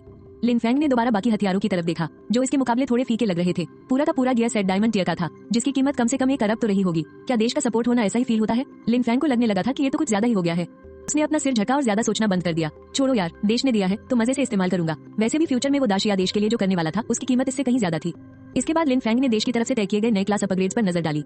मेज पर लेवल अप करने वाली जानकारी की कुल 4 किताबें रखी थी, जिनमें से एक थी टाइटन ब्लैकस्मिथ की एडवांस गाइड। वैसे देखा जाए तो ड्वार्फ रेस को ही अब तक के सबसे तजुर्बेकार लोहारों में गिना जाता है, इसलिए ज्यादातर ब्लैकस्मिथ लेवल अप करने के लिए ड्वार्फ रेस के रास्ते को ही चुनते हैं, क्योंकि टाइटन प्रजाति की क्राफ्टिंग में कुछ गिने चुने ऑप्शन ही होते हैं जिनसे कुछ खास तरह के इफेक्ट्स ही मिलते हैं। लेकिन ड्वार्फ्स की बात अलग है, वो लोग इतने तरह तरह के हथियार और गियर्स बनाते हैं जिसका कोई हिसाब नहीं। उनके पास हर तरह की क्राफ्टिंग और अपग्रेड की नॉलेज होती है, इसलिए उनकी किताबों में ज्ञान का बहुत बड़ा खजाना छिपा होता है। और सबसे कमाल की बात तो ये थी कि ड्वार्फ्स वाली इस किताब के एक पन्ने पर साफ साफ लिखा था कि ये जानकारी सीधा 99 लेवल तक पहुंचा सकती है। मतलब देश के पास ड्वार्फ रेस के 99 लेवल तक के अपग्रेड्स की सारी जानकारी मौजूद थी। लेवल 100 से पहले तो इसके बारे में बिल्कुल चिंता करने की जरूरत नहीं है, पर फिर भी लिन फैंग इसे चुनना नहीं चाहता था। फिर उसकी नजर हेल डीमन रेस के ब्लैकस्मिथ एडवांस्ड नॉलेज पर गई। कमाल है, देश ने तो हेल डीमन रेस का भी एडवांस्ड फोर्जिंग नॉलेज भी मुझे दे दिया। ये थोड़ा नियमों के खिलाफ नहीं है क्या? जब लिन फैंग ने अगले पन्ने पर दी गई जानकारी पढ़ी तब जाकर उसे समझ आया, देश के पास भी सिर्फ लेवल 60 तक का ही ज्ञान था। लेकिन उसमें साफ लिखा था कि डीमन गॉड का आशीर्वाद मिलने के बाद जो पावर बूस्ट मिलेगा वो बिल्कुल ही पागल कर देने वाला होगा। अगर लिन फैंग इसे चुनता है तो शायद उसे और भी ज्यादा खतरनाक ताकत मिल सकती है। शायद यही सोचकर देश ने उसे ये दिया था। आखिरकार ये सिर्फ एक एडवांस नॉलेज ही तो है, इसे सीखने से कोई वो खुद राक्षस थोड़ी ना बन जाएगा। शायद मैं इसे चुन सकता हूँ। जब लिन फैंग यही सोच रहा था कि वो हेल डीमन रेस को चुने या फिर जायंट गॉड रेस को, तभी उसने चौथी एडवांस नॉलेज की किताब खोली, विदरिंग एम्पायर के ब्लैकस्मिथ की एडवांस नॉलेज। इस किताब पर बने निशान बहुत ही फीके थे, जैसे इसमें कुछ भी खास ना हो। लेकिन लिन फैंग जानता था कि अगर देश ने ये एडवांस नॉलेज वाली किताब उसके सामने रखी है तो इसके अंदर की चीजें बिल्कुल भी आम नहीं होंगी, और हुआ भी बिल्कुल वैसा ही। अगले पन्ने पर देश की तरफ से एक नोट लिखा था, ये एम्पायर हद से ज्यादा ताकतवर था। अपने सबसे सुनहरे वक्त में इन्होंने राक्षसों और देवताओं जैसी सबसे ताकतवर जातियों से भी सीधी टक्कर ली थी। विदरिंग एम्पायर से जुड़ी जो भी चीजें आज के समय तक बची हैं, वो सभी एकदम गॉड लेवल की चीजें हैं, यहाँ तक कि रिजरेक्शन स्टोन भी। बस इसमें एक ही गड़बड़ थी, इस किताब का कोई अगला भाग नहीं था। किसी को नहीं पता था कि इसे सीखने के बाद क्या मिलेगा। ये देखकर लिन फैंग थोड़ा झिझका। ये किताब वाकई में बहुत खतरनाक लग रही थी। आखिर एक लेजेंडरी एम्पायर की छोड़ी हुई कोई भी चीज बेकार तो नहीं हो सकती ना। लेकिन दिक्कत ये थी कि इसके आगे की कोई एडवांस नॉलेज मौजूद ही नहीं थी। यहाँ तक कि इसके अंदर क्या होगा इसकी भी कोई गारंटी नहीं थी। अब लिन फैंग के सामने 4 विकल्प रखे थे। लिन फैंग कुछ पल के लिए हिचकिचाया और आखिरकार उसने अपना हाथ विदरिंग एम्पायर के ब्लैकस्मिथ की एडवांस नॉलेज वाली किताब पर रख ही दिया। मैं इसी को चुनूंगा। प्रिंसिपल लियो को असल में इन एडवांस किताबों के लेवल के बारे में नहीं पता था, क्योंकि उनके लेवल के हिसाब से वो इन्हें देख ही नहीं सकते थे। लिन फैंग का फैसला देखकर उन्होंने सिर हिलाया। ठीक है, तो तुम इसी को सीखो, सामान सब यहीं रखा है। लिन फैंग ने एक हाथ से किताब को छुआ और दूसरे हाथ से उस सामान का इस्तेमाल किया। तभी किताब पर बने निशान तेजी से चमकने लगे। पूरा कमरा अंधेरे में डूब गया और देखते ही देखते लिन फैंग का एडवांसमेंट पूरा हो गया। कैसा रहा? तुम्हारे स्टैट्स बढ़े क्या? कुछ अलग महसूस हो रहा है? प्रिंसिपल लियो ने उत्सुकता से पूछा। उन्होंने भी एडवांस नॉलेज सीखी थी। इसमें आमतौर पर दिमाग में अचानक से कई सारी नई ताकतें आ जाती हैं। लिन फैंग को भी बिल्कुल ऐसा ही महसूस हो रहा था, लेकिन उस ब्लैकस्मिथ ने जो चीजें बनाई थी उनके बारे में सोचकर ही उसने तो इनके बारे में कभी सुना ही नहीं था। उसे ये सब बहुत ही अजीब और नामुमकिन सा लग रहा था। Dragon hunter set, god race set, demon god set, क्या ये सब वाकई में बना सकता हूँ? बाकी लोगों के क्लास चेंज से अलग लिन फैंग को तो जैसे उस ब्लैकस्मिथ का जिंदगी भर का सारा फोर्जिंग का तजुर्बा ही मिल गया था। उसने वापस अपने स्टेटस पैनल को देखा, बाकी तो कुछ खास नहीं बदला। लिन फैंग ने धीरे से सिर हिलाते हुए कहा, कुछ ज्यादा नहीं बदला, बस एक डिवाइन फोर्जिंग नाम का नया स्टैट जुड़ गया है। प्रिंसिपल लियो और टीचर सू दोनों की ही समझ में कुछ नहीं आया। फिर प्रिंसिपल लियो ने एक लंबी तलवार और एक एनहेंसमेंट स्टोन बाहर निकाला। लो, इसे ट्राई करके देखो, मैं एक वीडियो रिकॉर्ड कर लेता हूँ, अभी सब पता चल जाएगा। लिन फैंग ने तलवार उठाई और उसे अपने फोर्जिंग स्पेस में डाल दिया। तभी पैनल पर अचानक एक वार्निंग आई, इस आइटम का लेवल बहुत कम है, डिवाइन फोर्जिंग में बहुत ज्यादा एनर्जी खर्च होगी, क्या आप इसे एनहांस करना चाहते हैं? लिन फैंग ने भौहें सिकुड़ी। उसे याद आया कि पिछली बार जब उसने एनहांस किया था उसकी अपनी ऊर्जा में तो कोई बदलाव नहीं आया था, लेकिन अब उसे ऊर्जा की जरूरत थी। लिन फैंग ने उत्सुकता से कंटिन्यू पर क्लिक किया और देखते ही देखते उसकी सारी ऊर्जा पल भर में शून्य हो गई। सिस्टम का मैसेज आया, वर्तमान ऊर्जा केवल इसे बनाए रख सकती है, पूर्ण दिव्य फोर्जिंग का प्रभाव पूरा नहीं किया जा सकता। क्या आप इसे अभी बाहर निकालना चुनेंगे या अपग्रेड जारी रखने के लिए इसे रोके रखेंगे? लिन फैंग ने कंटिन्यू पर क्लिक नहीं किया। आखिर ये सिर्फ एक एक्सपेरिमेंट ही तो था, इसलिए उसने सीधा उसे बाहर निकाल लिया। Demon hunter sword, silver rank, equip level 1, attack power 50, enhancement 1, skill demon hunt. ये राक्षसी जीवों को 1% अतिरिक्त डैमेज देता है और इसका दिव्य फोर्जिंग प्रभाव। डिवाइन डेमन हंटर, राक्षसी जीवों को दिया गया डैमेज राक्षसों को एक ऐसे प्रभाव में डाल देगा जिससे उनकी एचपी लगातार 10 पॉइंट कम होती रहेगी। जब तक कि उनके पास समान दिव्य स्तर का कोई विशेष प्रभाव न हो, ये डैमेज कभी रिकवर नहीं हो सकता। इस लंबी तलवार को हाथ में पकड़े हुए खुद लिन फैंग को भी खौफ महसूस हो रहा था। लगातार डैमेज जो कभी रिकवर नहीं हो सकता, इसका मतलब समझने के बाद उसके होश उड़ गए। इसका मतलब ये था कि इस तलवार से कटने वाला कोई भी राक्षस तब तक अपनी एचपी खोता रहेगा जब तक कि वो तड़प तड़प कर मर न जाए। ये तलवार राक्षसों के लिए किसी साक्षात यमराज से कम नहीं थी। और सबसे पागलपन वाली बात तो ये थी कि लिन फैंग को सिस्टम का वो मैसेज याद आया। ये तब था जब उसकी ऊर्जा पूरी तरह से अपर्याप्त थी। वो एक पूरा दिव्य फोर्जिंग प्रभाव नहीं बना पाया था। जरा सोचो, अगर वो प्रभाव पूरा होता तो ये हथियार कितना खतरनाक होता। लिन फैंग ने जब वो डेमन हंटर स्वॉर्ड प्रिंसिपल लियो के हाथों में दी तो उसे देखकर वो भी हक्के बक्के रह गए। ये दिव्य अपग्रेड इतना ताकतवर है, जहाँ तक तलवार में जोड़े गए उस डेमन हंट वाले फीचर का सवाल था। उन्हें लगा कि लिन फैंग ने शायद अपने लेवल अप से पहले ही उसे पूरा कर लिया होगा और लेवल अप के बाद उसने वो नीचे वाला खौफनाक फीचर जोड़ दिया था। ये सोचते ही उन्होंने तुरंत तलवार को सुरक्षित रख लिया और टीचर सू की तरफ मुड़कर गंभीर आवाज में बोले, तुम लिन फैंग की अच्छे से हिफाजत करना, और लिन फैंग तुम भी अभी घर मत जाना, चुपचाप स्कूल के अंदर ही रहना। मैं अभी स्टेट हेडक्वार्टर जा रहा हूँ, ये देखने के ऊपर वालों का इस पर क्या फैसला है। सू रोमेई ने हामी में सिर हिलाया। उसने खुद उस तलवार के प्रभाव नहीं देखे थे, लेकिन अगर कोई चीज प्रिंसिपल लियो को इतना हैरान कर सकती है तो यकीनन लिन फैंग की काबिलियत कोई मामूली बात नहीं थी। लिन फैंग भी मान गया। वैसे भी इन कुछ दिनों में उसके पास करने के लिए कुछ खास काम नहीं था, कुछ घंटों के बाद प्रिंसिपल लियो उस वीडियो रिकॉर्डिंग और डेमन हंटर स्वॉर्ड को लेकर सीधे स्टेट हेडक्वार्टर पहुंच गए। जियांग चुवान ने उन सब चीजों की जांच करने के बाद एक और मीटिंग बुलाई और फिर प्रिंसिपल लियो को अपना जवाब दिया। उन्होंने बताया कि कुछ ही दिनों में एक बेहद वीआईपी शख्सियत वहां मुआयना करने आ रही है और वही तय करेंगे कि लिन फैंग को किस तरह की ट्रेनिंग दी जानी चाहिए। इस बीच लिन फैंग भी खाली नहीं बैठा था। चूंकि उसे स्कूल से बाहर जाने की इजाजत नहीं थी, इसलिए वो सीधे स्कूल की फोजिंग रिसर्च लैब में चला गया। वहाँ एक से बढ़कर एक फोजिंग मटेरियल्स रखे हुए थे और एक बहुत बड़ी किताबों की अलमारी थी जो फोजिंग से जुड़ी हर तरह की किताबों से भरी पड़ी थी। तभी लिन फैंग को अचानक याद आया, अरे हाँ, लेवल अप के बाद मैंने अभी तक अपने नए ब्लूप्रिंट्स तो देखे ही नहीं। तो लिन फैंग ने तुरंत अपना सिस्टम पैनल खोला और डेट साइड वाले उस ब्लूप्रिंट पर नजर डाली। Death scythe blueprint, king rank, equip level 10, attack power 1000, armour penetration 10, skill god of death. God level से नीचे के किसी भी जीव की एचपी अगर 10% से कम हुई तो ये सीधा उसे इंस्टा किल कर देगा। जरूरी मटेरियल्स 2 डार्क नाइट स्टोन और 2 डीमन स्टोन, साथ ही लेवल 10 के जीव का 1000 यूनिट खून और स्पाइडर लिली की पंखुड़ियां। ये सब देखकर लिन फैंग के तो होश ही उड़ गए। ये कैसे नामुमकिन से स्टेट्स हैं? जरा सोचिए, अगर लिन फैंग लेवल 10 तक पहुंच भी जाता तब भी उसके पैनल की अटैक पावर सिर्फ 50 होती और यह हथियार सीधा 1000 पॉइंट जोड़ रहा था। और सबसे खौफनाक बात तो ये थी कि इस हथियार की स्किल एक इंस्टा किल इफेक्ट थी। लेकिन लेवल 10 पर किसी गॉड लेवल जीव से टकराने के बारे में सोचना भी शायद ख्याली पुलाव पकाने जैसा है। लिन फैंग के अंदाजे के हिसाब से शायद लेवल 100 तक पहुंचने के बाद ही पता चलेगा कि गॉड लेवल जीव असल में क्या होते हैं। अभी लिन फैंग जितने भी जीवों को जानता है, अगर उनकी हेल्थ 10% से नीचे आ जाए तो वो उन्हें एक ही वार में खत्म कर सकता है। ये हथियार वाकई मौत के देवता के नाम के लायक है। उसने जो ये ब्लूप्रिंट हासिल किया है वो सच में बहुत खतरनाक है। अगर वो इस ब्लूप्रिंट को बेचे तो शायद करोड़ों में बिकेगा। इस तरह के ब्लूप्रिंट से बस एक ही हथियार बनाया जा सकता है। हथियार बनने के तुरंत बाद ये ब्लूप्रिंट अपने आप गायब हो जाएगा और यही वजह है कि क्राफ्टिंग ब्लूप्रिंट्स इतने महंगे होते हैं। ये एक तरह से इस्तेमाल करके खत्म होने वाली चीज है, लेकिन इसमें जिन चीजों की जरूरत बताई गई है वो लिन फैंग की समझ से थोड़ी बाहर थी। ये डार्क नाइट स्टोन और डीमन स्टोन, ये दोनों चीजें आखिर हैं क्या? 10 लेवल के जीव का खून, इसे जमा करने के लिए शायद 1000 जीवों को मारना पड़ेगा। ये तो आसान है, मुर्गियों को मारने से भी काम बन जाना चाहिए, है ना? ज्यादा से ज्यादा क्या होगा, 1000 मुर्गियों का खून खरीद कर इस्तेमाल कर लूंगा। लेकिन ये अंडरवर्ल्ड के पूल की पंखुड़ियां क्या बला है? तो लिन फैंग ने टीचर सू से पूछा, टीचर क्या आपने कभी डार्क नाइट स्टोन के बारे में सुना है? तुम्हें इस चीज की क्या जरूरत है? टीचर सू थोड़ा हैरान रह गई। लिन फैंग को असल में ज्यादा उम्मीद नहीं थी, लेकिन टीचर सू के ऐसा कहने से लगा कि शायद उन्हें कुछ पता है। मुझे एक हथियार का ब्लूप्रिंट मिला है और उसे बनाने के लिए इसी चीज की जरूरत है। ये सुनकर टीचर सू ने सिर हिलाया। ये डार्क नाइट स्टोन मिलना थोड़ा मुश्किल है। ये पश्चिमी दुनिया के उन इलाकों से मिलता है जिन पर राक्षसों ने कब्जा कर लिया है। ये 30 लेवल के डार्क नाइट कासल डंजन में मिलता है। ये पत्थर वहाँ की बहुत ही दुर्लभ चीजों में से एक है जिसे हासिल करना बहुत मुश्किल है। लिन फैंग को बात समझ आ गई, ये तो सच में बहुत बड़ा झंझट है। तभी उसे अचानक एक ख्याल आया, अगर मैं सरकार से इसकी मांग करूं तो क्या वो मुझे दे देंगे? टीचर सू की आंखें भी चमक उठी, शायद दे दे। लिन फैंग भी इसे आजमाना चाहता था। वैसे तो उसने कई हथियारों को अपग्रेड किया था, लेकिन उसने खुद से कोई हथियार नहीं बनाया था। इसकी सबसे बड़ी वजह ये थी कि हथियार बनाने के लिए बहुत सारे सामान की जरूरत होती है। लेकिन अब लिन फैंग के पीछे सरकार का हाथ था। सरकार के पास जो भी सामान मौजूद है वो उसे आसानी से मिल सकता है। इसलिए लिन फैंग ने सीधा प्रिंसिपल लियो को फोन लगाया। उस वक्त वहाँ मीटिंग चल रही थी। जब उन्होंने सुना कि लिन फैंग को कुछ सामान चाहिए तो उन्हें लगा कि वो किसी चीज को अपग्रेड करने वाला है।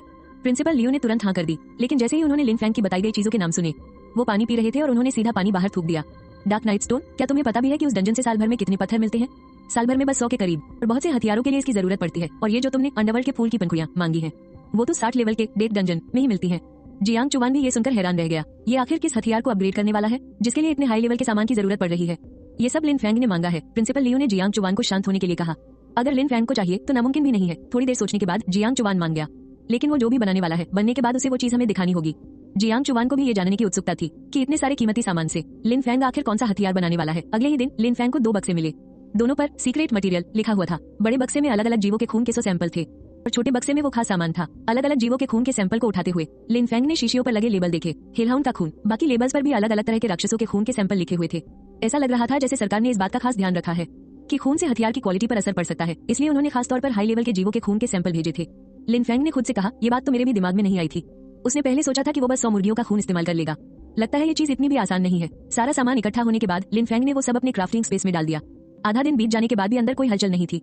लिन फैंग ने ध्यान से देखा तब उसे पता चला कि मौत की दरांती अभी आधी ही बनी थी। तब जाकर उसे समझ आया कि शायद जितने ऊंचे लेवल का हथियार होगा उसे बनाने और अपग्रेड करने में उतना ही ज्यादा समय लगेगा। इसलिए वो सीधा सोने चला गया। अगले दिन जब वो उठा तो उसने फोर्जिंग स्पेस के अंदर देखा। वहाँ स्क्रीन पर फोर्जिंग सफल रही लिखा हुआ था। फिर उसने उसे बाहर निकाला और देखा, और देखते ही वो हक्का बक्का रह गया। Dark night side legendary grade, इसे इस्तेमाल करने का लेवल 10 होना चाहिए। अटैक पावर 1000, आर्मर पेनिट्रेशन 10 और इसकी स्किल है यमराज। यमराज की खासियत ये है कि 10% से कम एचपी वाले भगवान से नीचे के स्तर वाले किसी भी जीव को ये तुरंत खत्म कर सकता है।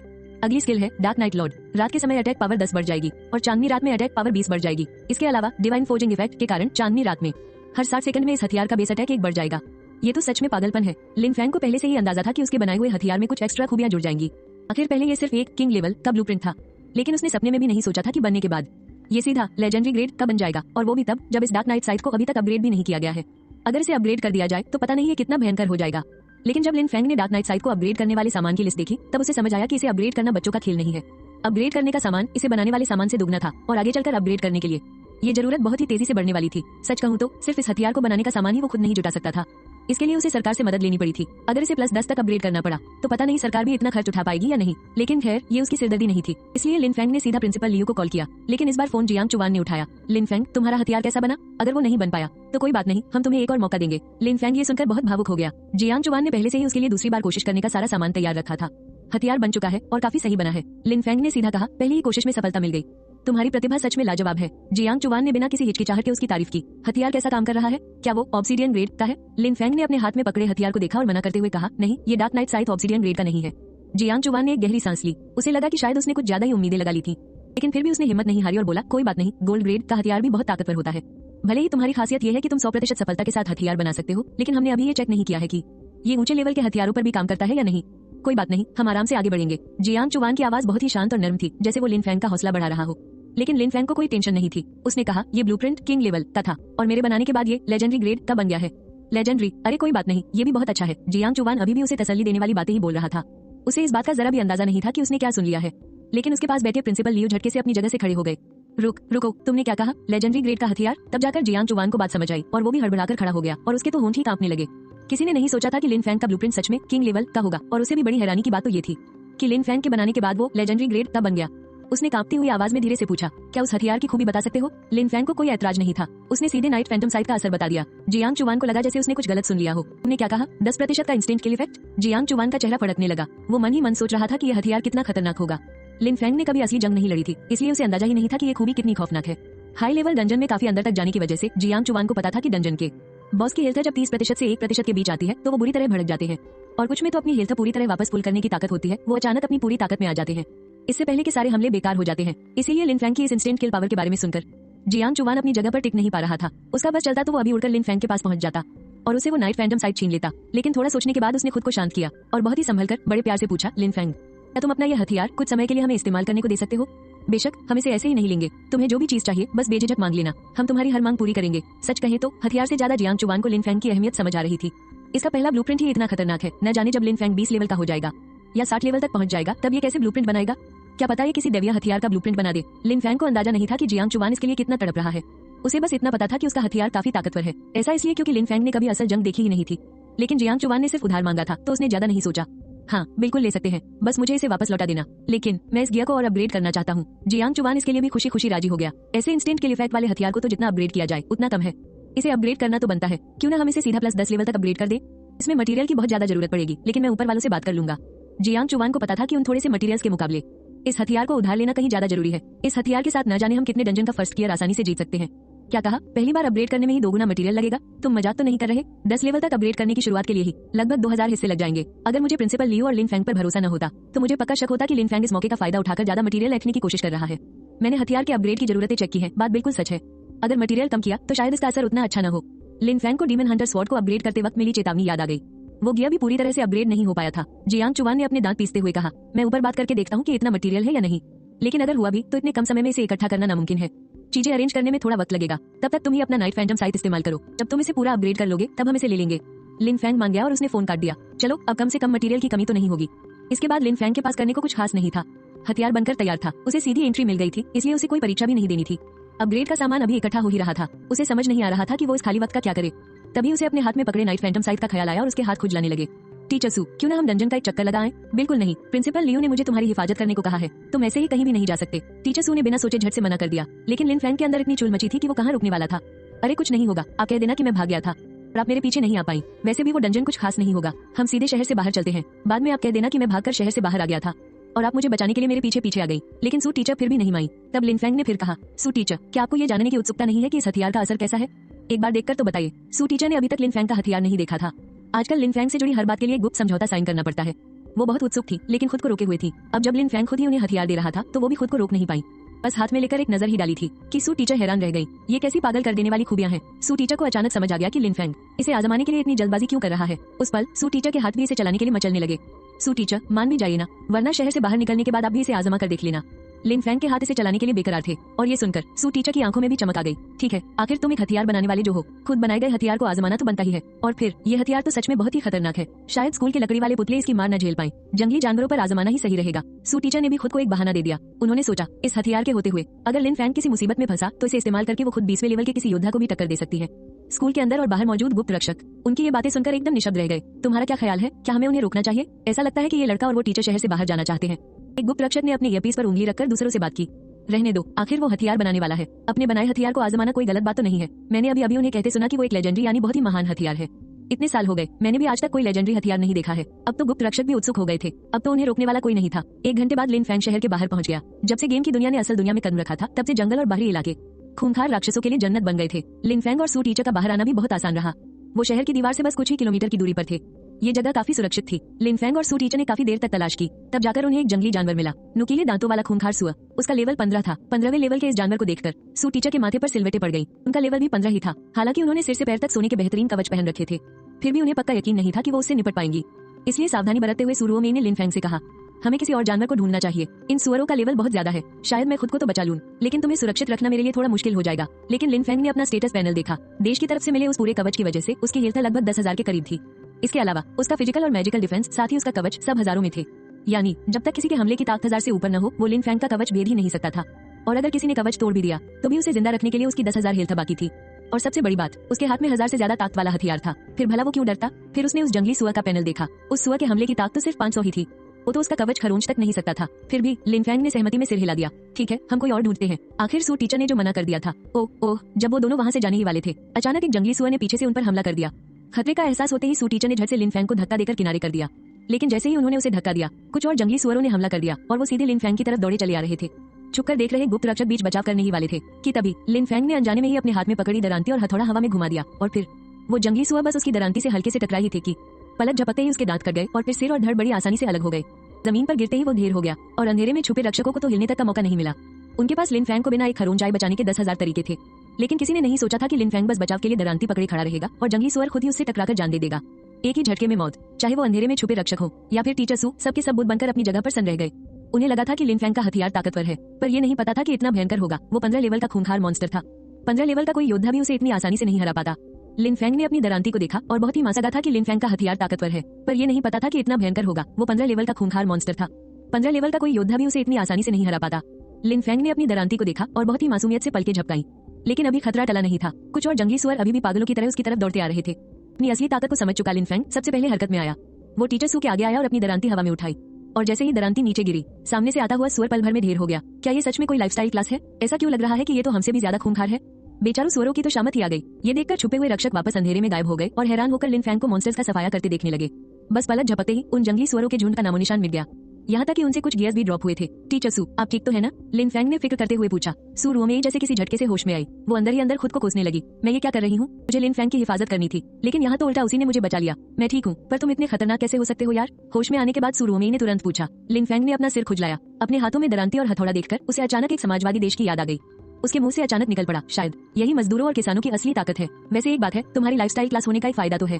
तुम्हें हथियारों की पाबंदी की कोई फिक्र नहीं है। जो हाथ लगे उसे इस्तेमाल कर सकते हो। इस मामले में तो तुमने बड़े बड़े लड़ाकों को भी पीछे छोड़ दिया है। सू रोमेई ने बहुत ही संजीदगी से कहा। बात तो सही है। लिन फैंग की आंखों में चमक आ गई। अगर मैं अपने साथ कुछ और हथियार रख लूं तो मेरा अटैक पावर उन कॉम्बैट क्लास वालों की तो धज्जियां उड़ा देगा। मैं तो बिल्कुल एक चलता फिरता मॉन्स्टर बन जाऊंगा। लिन फैंग के अंदर सोया हुआ योद्धा फिर से जाग उठा था। प्रिंसिपल सर, मुझे लगता है कि मैं अब खुले जंगलों में जाकर मॉन्स्टर्स का शिकार कर सकता हूँ और अपना लेवल बढ़ा सकता हूँ। ये तो डंगौन जाने से भी तेज तरीका है। ये जानकर कि वो कितनी तबाही मचा सकता है। लिन फैंग ने तुरंत प्रिंसिपल लियू को फोन घुमा दिया। उधर प्रिंसिपल लियू अपनी दाढ़ी सहलाते हुए गहरी उलझन में पड़ गए। आखिर अब लिन फैंग उनके लिए किसी अनमोल खजाने से कम नहीं था और वो उसे जरा सी भी खरोंच नहीं आने देना चाहते थे।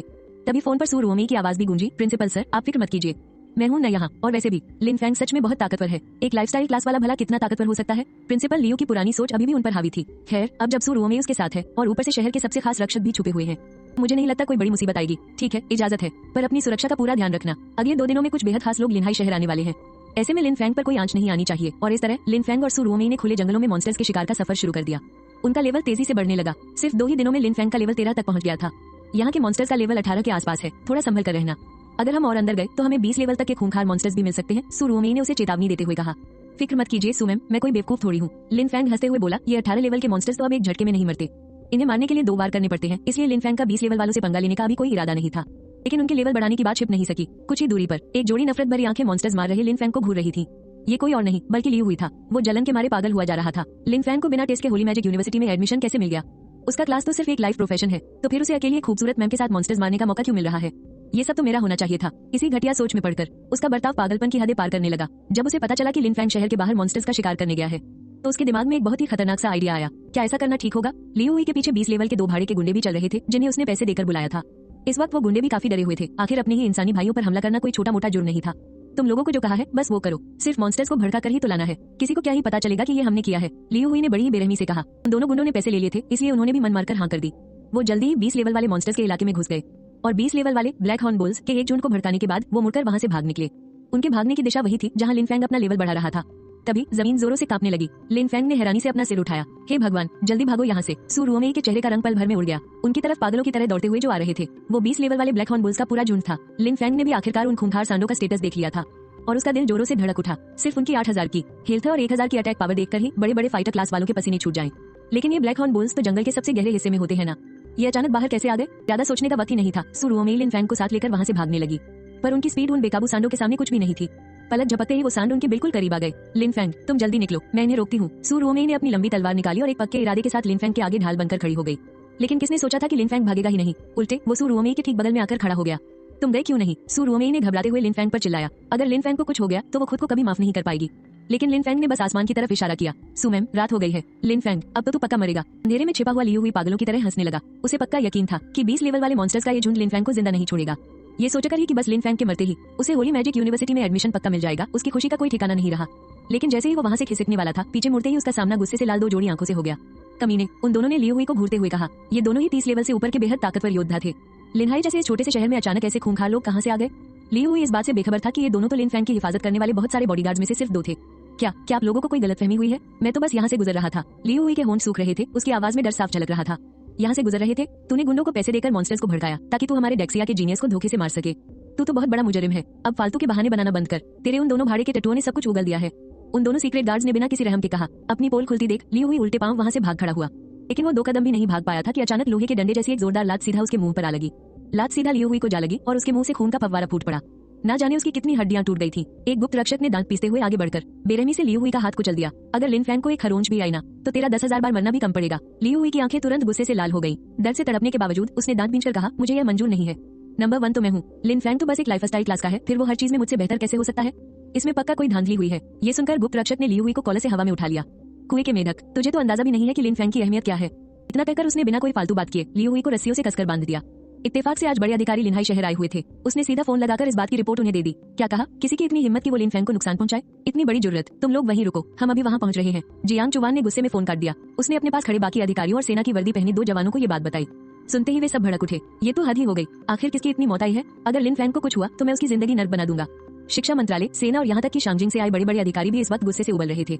वे सब फौरन गाड़ियों में बैठे और जंगल की तरफ निकल पड़े। जाने से पहले जियांग चुवान ने प्रिंसिपल लियू से कहा, अपने शहर के शिक्षा विभाग के डायरेक्टर को भी वहाँ बुला लो। उसे कहना कि हम उसका इंतजार कर रहे हैं। इतना कहकर वो पूरे ताव के साथ वहाँ से निकल गया। प्रिंसिपल लियू ने घबराहट से अपना पसीना पोंछा। भले ही वो प्रिंसिपल था और लेवल 30 से ऊपर का एक ताकतवर इंसान था, लेकिन इन बड़े अधिकारियों के सामने उसकी भी रूह कांप रही थी। हालांकि उसे समझ नहीं आ रहा था कि आखिर हुआ क्या है, पर वो इतना जरूर समझ गया था कि आज किसी की शामत आने वाली है। डरो मत, मैं हूं ना। सू रुओमेई ने लिन फैंग को पीछे करते हुए गंभीर चेहरे से कहा। लेवल 20 के जंगी राक्षसों के सामने वो खुद को बेबस महसूस कर रही थी। वो बस लिन फैंग को बचाते हुए लगातार पीछे हट सकती थी। लिन फैंग भी मन ही मन अपनी किस्मत को कोस रहा था। आमतौर पर इतने ऊंचे लेवल के राक्षस अपना इलाका छोड़कर यूं ही बाहर नहीं आते। आज इन्हें क्या हो गया है? टीचर सू, मेरी वजह से आपकी भी जान खतरे में पड़ गई। अगर मैंने जंगल में आकर लेवल बढ़ाने की जिद न की होती तो हम इस मुसीबत में नहीं फंसते। लिन फैंग खुद को बुरी तरह कोस रहा था। ये तुम्हारी गलती नहीं है, कोई जानबूझकर तुम्हें मारना चाहता है। तभी अचानक एक आवाज गूंजी और अगले ही पल कुछ ही दूरी पर 3 लोग प्रकट हुए। उनमें से एक भूत की तरह फुर्तीला था जो चुपचाप लिन फैंग के सामने आ खड़ा हुआ। दूसरा बिजली की तरह तेज था जिसकी हर हरकत में भयानक ताकत झलक रही थी। और तीसरा हवा में तैरते हुए बेहद शानदार अंदाज में नीचे उतरा, जिसके हाथ में एक लंबी तलवार थी, मानो वो कोई माहिर तलवारबाज हो। लिन फैंग ये देखकर हैरान रह गया कि इन लोगों की ताकत का आभास तो प्रिंसिपल लियू की टक्कर का था। ये तीनों लेवल 30 से ऊपर के खतरनाक योद्धा थे। इससे पहले कि लिन फैंग कुछ और सोच पाता, उनमें से एक इंसान धीरे से उसके पास आया और तसल्ली देते हुए उसका कंधा थपथपाया। जब तक हम यहाँ हैं, तुम पर कोई आंच नहीं आएगी। सू रुओमेई ने जब इन लोगों के कपड़े देखे तो वो पूरी तरह सन रह गई। तुम गुप्त रक्षक हो? सबको पता था कि दाशिया साम्राज्य में गुप्त रक्षक एक खास खुफिया विभाग है जो बड़े अधिकारियों या खास ऑपरेशंस के लिए बना है। ये कहना गलत नहीं होगा कि पूरे दाशिया में ऐसे बहुत ही कम लोग हैं जिन्हें इन गुप्त रक्षकों की सुरक्षा नसीब होती है। ये देखते ही उसे सारी बात समझ में आ गई। इसका मतलब ये लोग शुरू से ही साई की तरह लिन फैंग की हिफाजत कर रहे थे। अगर अभी से इसे गुप्त रक्षकों की जरूरत पड़ रही है तो सू रुओमेई ने हैरानी से लिन फैंग की तरफ देखा। इसके भविष्य का तो कोई अंदाजा भी नहीं लगा सकता। गुप्त रक्षकों की ताकत पर कोई शक नहीं कर सकता था। पलक झपकते ही उन्होंने उन पागल ब्लैक हॉर्न बुल्स को काट कर रख दिया और इस सब का असली जिम्मेदार लियू हुई उसे भी पकड़ कर लाया गया। लिन फैंग एकदम हैरान रह गया। उसने कभी नहीं सोचा था कि लियू हुई इतना गिर जाएगा कि उसकी जान लेने की कोशिश करेगा। अगले ही पल गाड़ियों की तेज रोशनी ने चारों तरफ चमक बिखेर दी। 3 मिलिट्री ट्रक और बुलेट प्रूफ जीपें तेजी से वहां आकर रुकी और देखते ही देखते एक बेहद ताकतवर सेना ने पूरी जगह को घेर लिया। जमीन पर दबे हुए लियू हुई ने बड़ी मुश्किल से अपना सिर उठाया। डर के मारे उसका पूरा शरीर कांप रहा था। उसने अपनी पूरी जिंदगी में इतने सारे बड़े लोगों को एक साथ कभी नहीं देखा था। जीप से उतरने वाला पहला इंसान ऐसा था जिसे वो बहुत अच्छे से जानता था। वो राज्य के शिक्षा मंत्री जियांग चुवान थे और उनके साथ शिक्षा विभाग के दूसरे बड़े अधिकारी भी थे। दूसरी गाड़ियों से जो उतरे वो सब फौजी थे और लियू हुई के सामने जो खड़ा था वो कोई और नहीं बल्कि देश के महान नायकों में से एक था। मेजर जनरल शेन चाओ, लेवल 78 के सबसे ताकतवर इंसान। उनके साथ सेना के और भी कई बड़े अफसर थे जिनमें सबसे छोटी रैंक वाला भी मेजर के पद पर था। ये सब वो बड़ी हस्तियां थीं जिनसे मिलने या उन्हें रिश्वत देने के लिए भी लियू हुई के पिता को कोई रास्ता नहीं मिलता था। पर हैरानी की बात ये थी कि वे लोग भी आज के मुख्य मेहमान नहीं थे। सबसे आखिर में गाड़ी से जो इंसान उतरा वो सफेद बालों वाला एक बहुत ही शांत और दयालु दिखने वाला बुजुर्ग था। उस बुजुर्ग को देखते ही लियू हुई को लगा जैसे उसके ऊपर आसमान ही टूट पड़ा हो, क्योंकि वो बुजुर्ग कोई और नहीं बल्कि जियांगन प्रांत के गवर्नर जो हाओयू थे। एक ऐसा इंसान जो पूरे राज्य का सबसे बड़ा अधिकारी था। भले ही मैंने कोई बहुत बड़ा गुनाह कर दिया हो, लेकिन इसके लिए इतने सारे बड़े लोगों के एक साथ आने की क्या जरूरत थी। लियू हुई की आंखें पटी की पटी रह गई। उसे कुछ समझ ही नहीं आ रहा था कि आखिर चल क्या रहा है। पर असली झटका तो उसे अब लगने वाला था। गवर्नर जो हाओयू ने मुस्कुराते हुए आगे बढ़कर खुद लिन फैंग से हाथ मिलाया। मेरे युवा दोस्त, तुम ठीक तो हो ना? लिन फैंग जानता था कि उसके सामने खुद गवर्नर खड़े हैं। ये सोचकर ही उसका दिल जोरों से धड़कने लगा। उसने सपने में भी नहीं सोचा था कि गवर्नर खुद चलकर उसके लिए यहाँ आएंगे। फिर भी लिन फैंग ने खुद को शांत रखा और कहा, मेरी इतनी परवाह करने के लिए बहुत बहुत शुक्रिया सर, मैं बिल्कुल ठीक हूँ। उसी वक्त शेन चाओ और जियांग चुवान भी वहाँ आ गए और उन्होंने भी बड़ी ही नरमी से लिन फैंग का हालचाल पूछा। उनका अंदाज ऐसा था जैसे लिन फैंग उनका अपना सगा बेटा हो। तभी सीक्रेट गार्ड्स लियू हुई को खींचते हुए वहाँ ले आए और उन्होंने रिपोर्ट दी। गवर्नर साहब, आज जो कुछ भी हुआ है उस सब की जड़ यही इंसान है। लियू हुई तो बस यही चाहता था कि जमीन फटे और वो उसमें समा जाए। उसका डर अब अपनी सारी हदें पार कर चुका था। पर गवर्नर ने उसे बस एक ठंडी और बेरुखी भरी नजर से देखा और बोले, चूंकि हमारे छात्र लिन फैंग सुरक्षित हैं, तो अब हमें लौट चलना चाहिए। इस जंगल में रात बिताना कोई समझदारी की बात नहीं है। जो हाओयू ने मुस्कुराते हुए कहा और वहाँ मौजूद सब लोगों ने हामी भरते हुए सिर हिलाया। आखिरकार पूरे जियांगन प्रांत में उन्हीं का ही तो हुक्म चलता था। जल्दी ही लिन फैंग को बड़े सम्मान के साथ गाड़ी में बैठाया गया और वो भी सीधा गवर्नर जो हाओयू की ही गाड़ी में। वहीं दूसरी तरफ लियू हुई को किसी कचरे की तरह ट्रक के पीछे फेंक दिया गया, जहां सबसे खूंखार सैनिक उस पर नजर रखे हुए थे। वापस स्कूल पहुंचने के बाद गवर्नर और बाकी सब प्रिंसिपल के ऑफिस में गए। लियू हुई को भी घसीटते हुए वहीं लाया गया। वो डर के मारे एक कोने में दुबका बैठा था, लेकिन उसके अंदर एक सवाल उसे खाई जा रहा था कि आखिर लिन फैंग ने ऐसा क्या किया है जिसकी वजह से इतने सारे बड़े बड़े लोग उसे ऐसा वीआईपी ट्रीटमेंट दे रहे हैं। तभी अचानक दरवाजे से कोई लड़खड़ाता और गिरता पड़ता अंदर की तरफ भागा चला आया। वो कोई और नहीं, लियू हुई का पिता लियू जिजियान था। एक ही कमरे में इतने सारे ताकतवर लोगों को एक साथ देखकर लियू जिजियान की घबराहट के मारे हालत खराब हो गई और उसके माथे से पसीना टपकने लगा। उसे तो अभी तक ये भी नहीं पता था कि आखिर हुआ क्या है। उसे बस अचानक से यहाँ बुलावा भेज दिया गया था। शिक्षा मंत्री जियांग चुवान ने एक ठंडी मुस्कान के साथ कहा, लियू जिजियान, मानना पड़ेगा, तुम्हारा बेटा बहुत ही होनहार है। लियू जिजियान को उनकी बातों में छिपा ताना साफ सुनाई दे रहा था। उसने जैसे ही मुड़कर देखा तो उसे लियू हुई एक कोने में बंधा हुआ जमीन पर बैठा दिखा, जिसके ऊपर देखने की भी हिम्मत नहीं हो रही थी। एक ही नजर में साफ था कि उसने कोई बहुत बड़ा कांड कर दिया है। तू नालायक कहीं का। लियू जिजियान गुस्से से आग बबूला हो उठा। उसने जोर की एक लात मारकर लियू हुई को जमीन पर गिरा दिया और फिर तुरंत मुड़कर अधिकारियों के सामने गिड़गिड़ाने वाले अंदाज में हाथ जोड़िए। सर, ये सब मेरी ही गलती है कि मैं उसे तमीज नहीं सिखा पाया। अगर इस बेवकूफ ने आप लोगों की शान में कोई गुस्ताखी की है तो मैं आप सभी से हाथ जोड़कर माफी मांगता हूँ। इस पर मेजर जनरल शेन चाओ ने गुस्से से फुफकारते हुए कहा, हमसे बदतमीजी करना कोई गुनाह नहीं है, लेकिन तुम्हारे इस बेटे की सोच बहुत ही छोटी और घटिया है। हमारे देश के अनमोल रत्न को नुकसान पहुंचाने की जरूरत, इसकी क्या सजा होनी चाहिए? लियू जिजियान की आंखें अचानक पटी की पटी रह गई और वो अविश्वास से अपने बेटे को देखने लगा। तूने ऐसा काम किया, कमीने। उसे समझ आ गया था कि अब उसका खेल खत्म है। इतने सारे बड़े लोगों के होते हुए अब कोई जुगाड़ भी काम नहीं आने वाला था। तभी जो हाओयू ने बोलना शुरू किया, लिन फैंग, सब कहते हैं कि तुम्हारी काबिलियत बेमिसाल है, क्या मुझे भी इसका कमाल देखने का मौका मिलेगा? लिन फैंग समझ गया था कि अभी जो भी ड्रामा हुआ वो सब उसी को दिखाने के लिए था। वो उसे बताना चाहते थे कि देश के लिए वो कितना अहम है। सच में इस तरह वीआईपी प्रोटेक्शन मिलने का एहसास ही कुछ और है और अब उसे खुद को साबित करना था। बिल्कुल, क्यों नहीं। अगले ही पल कुछ सैनिक अंदर आए और अपने साथ एक बक्सा लेकर आए। बक्सा खुला तो उसमें ढेरों क्राफ्टिंग मटेरियल और अपग्रेड स्टोन भरे थे। साथ ही एक धनुष भी लाया गया था। Wind bow, diamond level, equip level 40, attack power 4000, attack speed है और इसका स्किल है son of wind plus 10 attack speed. Lin Fang ने धनुष के स्टैट्स देखे। लेवल तो हाई था लेकिन स्टैट्स एकदम नॉर्मल थे। उसने बिना झिझके बक्से में से एक अपग्रेड स्टोन उठाया और साथ में कुछ और मटेरियल भी लिए। फिर उसने मन ही मन कहा, अपग्रेड। धनुष और सारा मटेरियल उसके फोर्जिंग स्पेस में गायब हो गया। कमरे में एकदम सन्नाटा छा गया। सब मारे टेंशन के अपनी सांसें रोके हुए थे। बस कुछ ही मिनटों की बात थी। लिन फैंग को डिंग की आवाज सुनाई दी और वो समझ गया कि अपग्रेड पूरा हो चुका है। गॉड सीलिंग बो, किंग लेवल, इक्विप लेवल 40 और अपग्रेड लेवल 1, अटैक पावर 14000 और attack speed 60, skill God ceiling plus 200 attack speed. तीर चलाते समय विंड ब्लेड निकलने के चांस है और एक और स्किल है डेडली एरो, जिससे गॉड लेवल से नीचे के किसी भी मॉन्स्टर की 10% हेल्थ सीधे कम हो सकती है। जैसे ही धनुष के नए स्टैट्स सबके सामने आए, सबकी बोलती बंद हो गई। लियू हुई ने भी इसे देखा और अब जाकर उसे समझ में आया कि इतने सारे वीआईपी लोग लिन फैंग से मिलने क्यों आए थे और क्यों उसे सीधा एडमिशन मिला था। उसका चेहरा पीला पड़ गया और वो वहीं जमीन पर धड़ाम से गिर पड़ा।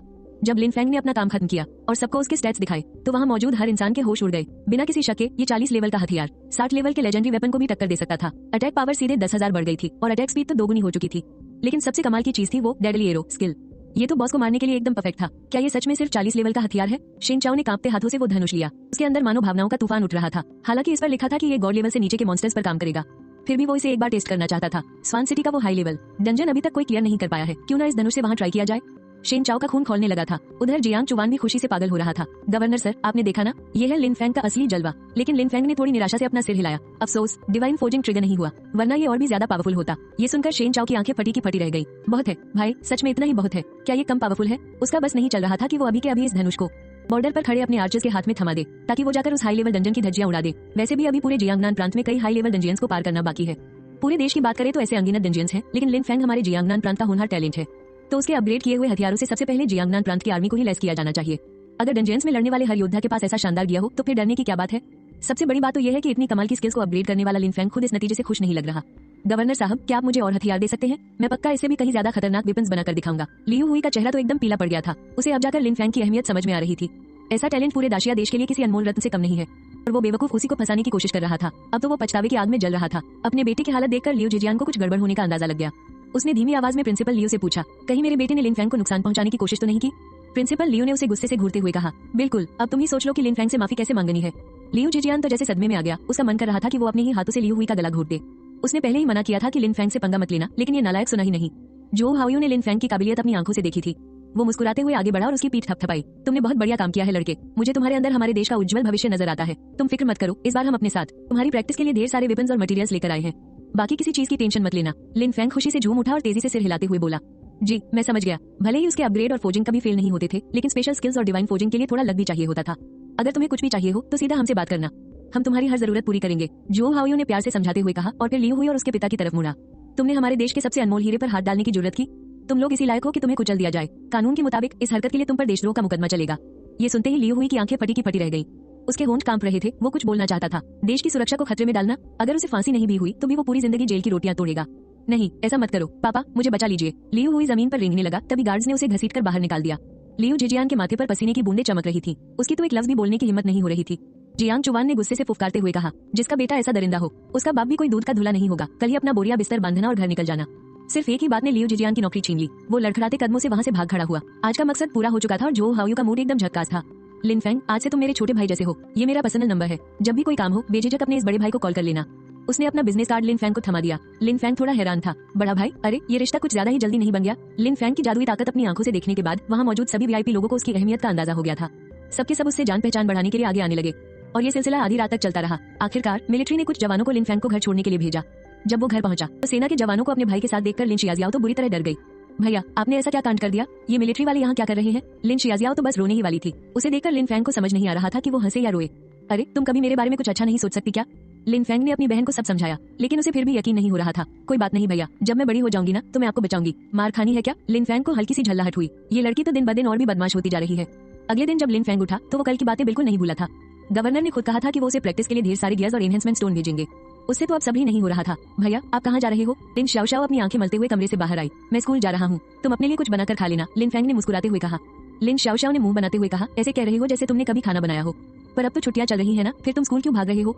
बड़े छुपे रुस्तम बन रहे हो। ठीक उसी वक्त किसी ने दरवाजा खटखटाया। लिन फैंग ने हैरानी से जाकर दरवाजा खोला तो देखा कि बाहर 2 फौजी खड़े थे। लिन फैंग, मुझे अंदाजा था कि तुम उठने वाले होगे, इसलिए मैं तुम्हारे लिए नाश्ता ले आया। नाश्ता खत्म कर लो, फिर हम तुम्हें स्कूल तक छोड़ देंगे। एक अफसर ने लिन फैंग से बड़ी नरमी से कहा, लेकिन लिन फैंग साफ महसूस कर सकता था कि सामने खड़े इस अफसर से अनजाने में ही जो दमदार आभा निकल रही थी वो किसी एलीट कमांडो से कम नहीं था। इतना ताकतवर इंसान उसके लिए नाश्ता लेकर आया था। अरे बहुत बहुत शुक्रिया। क्या इसे ही नेशनल लेवल की सिक्योरिटी कहते हैं? ये फीलिंग तो बहुत ही जबरदस्त है। लिन फैंग खुशी से पागल हो रहा था। उसने फटाफट अपना नाश्ता खत्म किया और उन फौजियों के साथ स्कूल के लिए निकल पड़ा। कई सारे सिक्योरिटी चेक्स पार करने के बाद लिन फैंग सीधे प्रिंसिपल के ऑफिस पहुंच गया। जियांग चुवान, शेन चाओ और प्रिंसिपल लियू सब वहीं मौजूद थे। शेन चाओ ने मुस्कुराते हुए कहा, लिन फैंग, मैंने तुम्हारे लिए सब कुछ रेडी कर दिया है, लेकिन गियर्स को अपग्रेड करना सिर्फ एक हिस्सा है। तुम्हें अपना लेवल बढ़ाने की स्पीड भी तेज रखनी होगी। ये काम तुम मुझ पर छोड़ दो। इतनी ज्यादा परवाह देखकर लिन फैंग को समझ ही नहीं आ रहा था कि वो हंसे या रोए।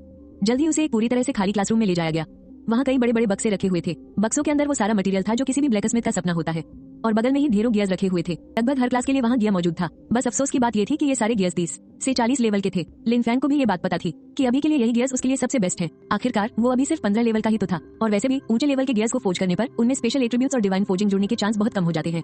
दूसरी तरफ जियांगनान प्रांत का नॉर्दर्न वॉर जोन, एक चॉपर सीधे रेस्ट्रिक्टेड मिलिट्री एरिया में आकर उतरा। उस चॉपर के दोनों तरफ फाइटर जेट्स उसकी सुरक्षा कर रहे थे। चॉपर से उतरे अफसर के हाथ में एक सूटकेस था जिसे सीधे नॉर्दर्न वॉर जोन के कमांडर के सामने ले जाया गया। ये अफसर शेन चाओ का डिप्टी था और नॉर्दर्न वॉर जोन का वो कमांडर। शेन चाओ ने आखिर ऐसी कौन सी चीज भेजी थी जिसके लिए इतना बड़ा तामझाम किया गया? एक बेहद तगड़ा और खूंखार सा दिखने वाला आदमी जिसकी मौजूदगी ही रोंगटे खड़े कर देने वाली थी। वो सीधे चलकर उस डिप्टी के सामने आ खड़ा हुआ। डिप्टी ने बिना घबराए बेहद शांत आवाज में कहा, कमांडर गू लीफेंग, ये मामला टॉप सीक्रेट है। कृपया बाकी सब लोगों को यहाँ से बाहर भेज दें और इस सीक्रेसी एग्रीमेंट पर साइन कर दें। इतना कहकर उसने पहले से तैयार किया हुआ सीक्रेसी एग्रीमेंट बाहर निकाल लिया। गु लिफेंग वैसे ही बहुत गर्म दिमाग का इंसान था। ये सुनते ही उसकी आंखें गुस्से से लाल हो गई। तुम्हें क्या लगता है यहाँ मेरे आदमियों में कोई जासूस बैठा है? उसके खौफनाक और भारी गुस्से ने उस डिप्टी के भी पसीने छुड़ा दिए। आखिर सामने खड़ा वो इंसान नॉर्डर्न वॉर जोन का 70 लेवल का एक बेहद ताकतवर योद्धा था। कमांडर प्लीज समझने की कोशिश कीजिए। कुछ पलों के उस तनाव के बाद गु लिफेंग का गुस्सा एकदम से शांत हो गया। ठीक है, मंजूर है, लेकिन अगर तुम्हारी लाई हुई ये चीज मुझे पसंद नहीं आई तो मैं तुम्हें पक्का कूट दूंगा। कोई काम हो तो शेन चाओ से कहना वो खुद आकर मुझसे मिले।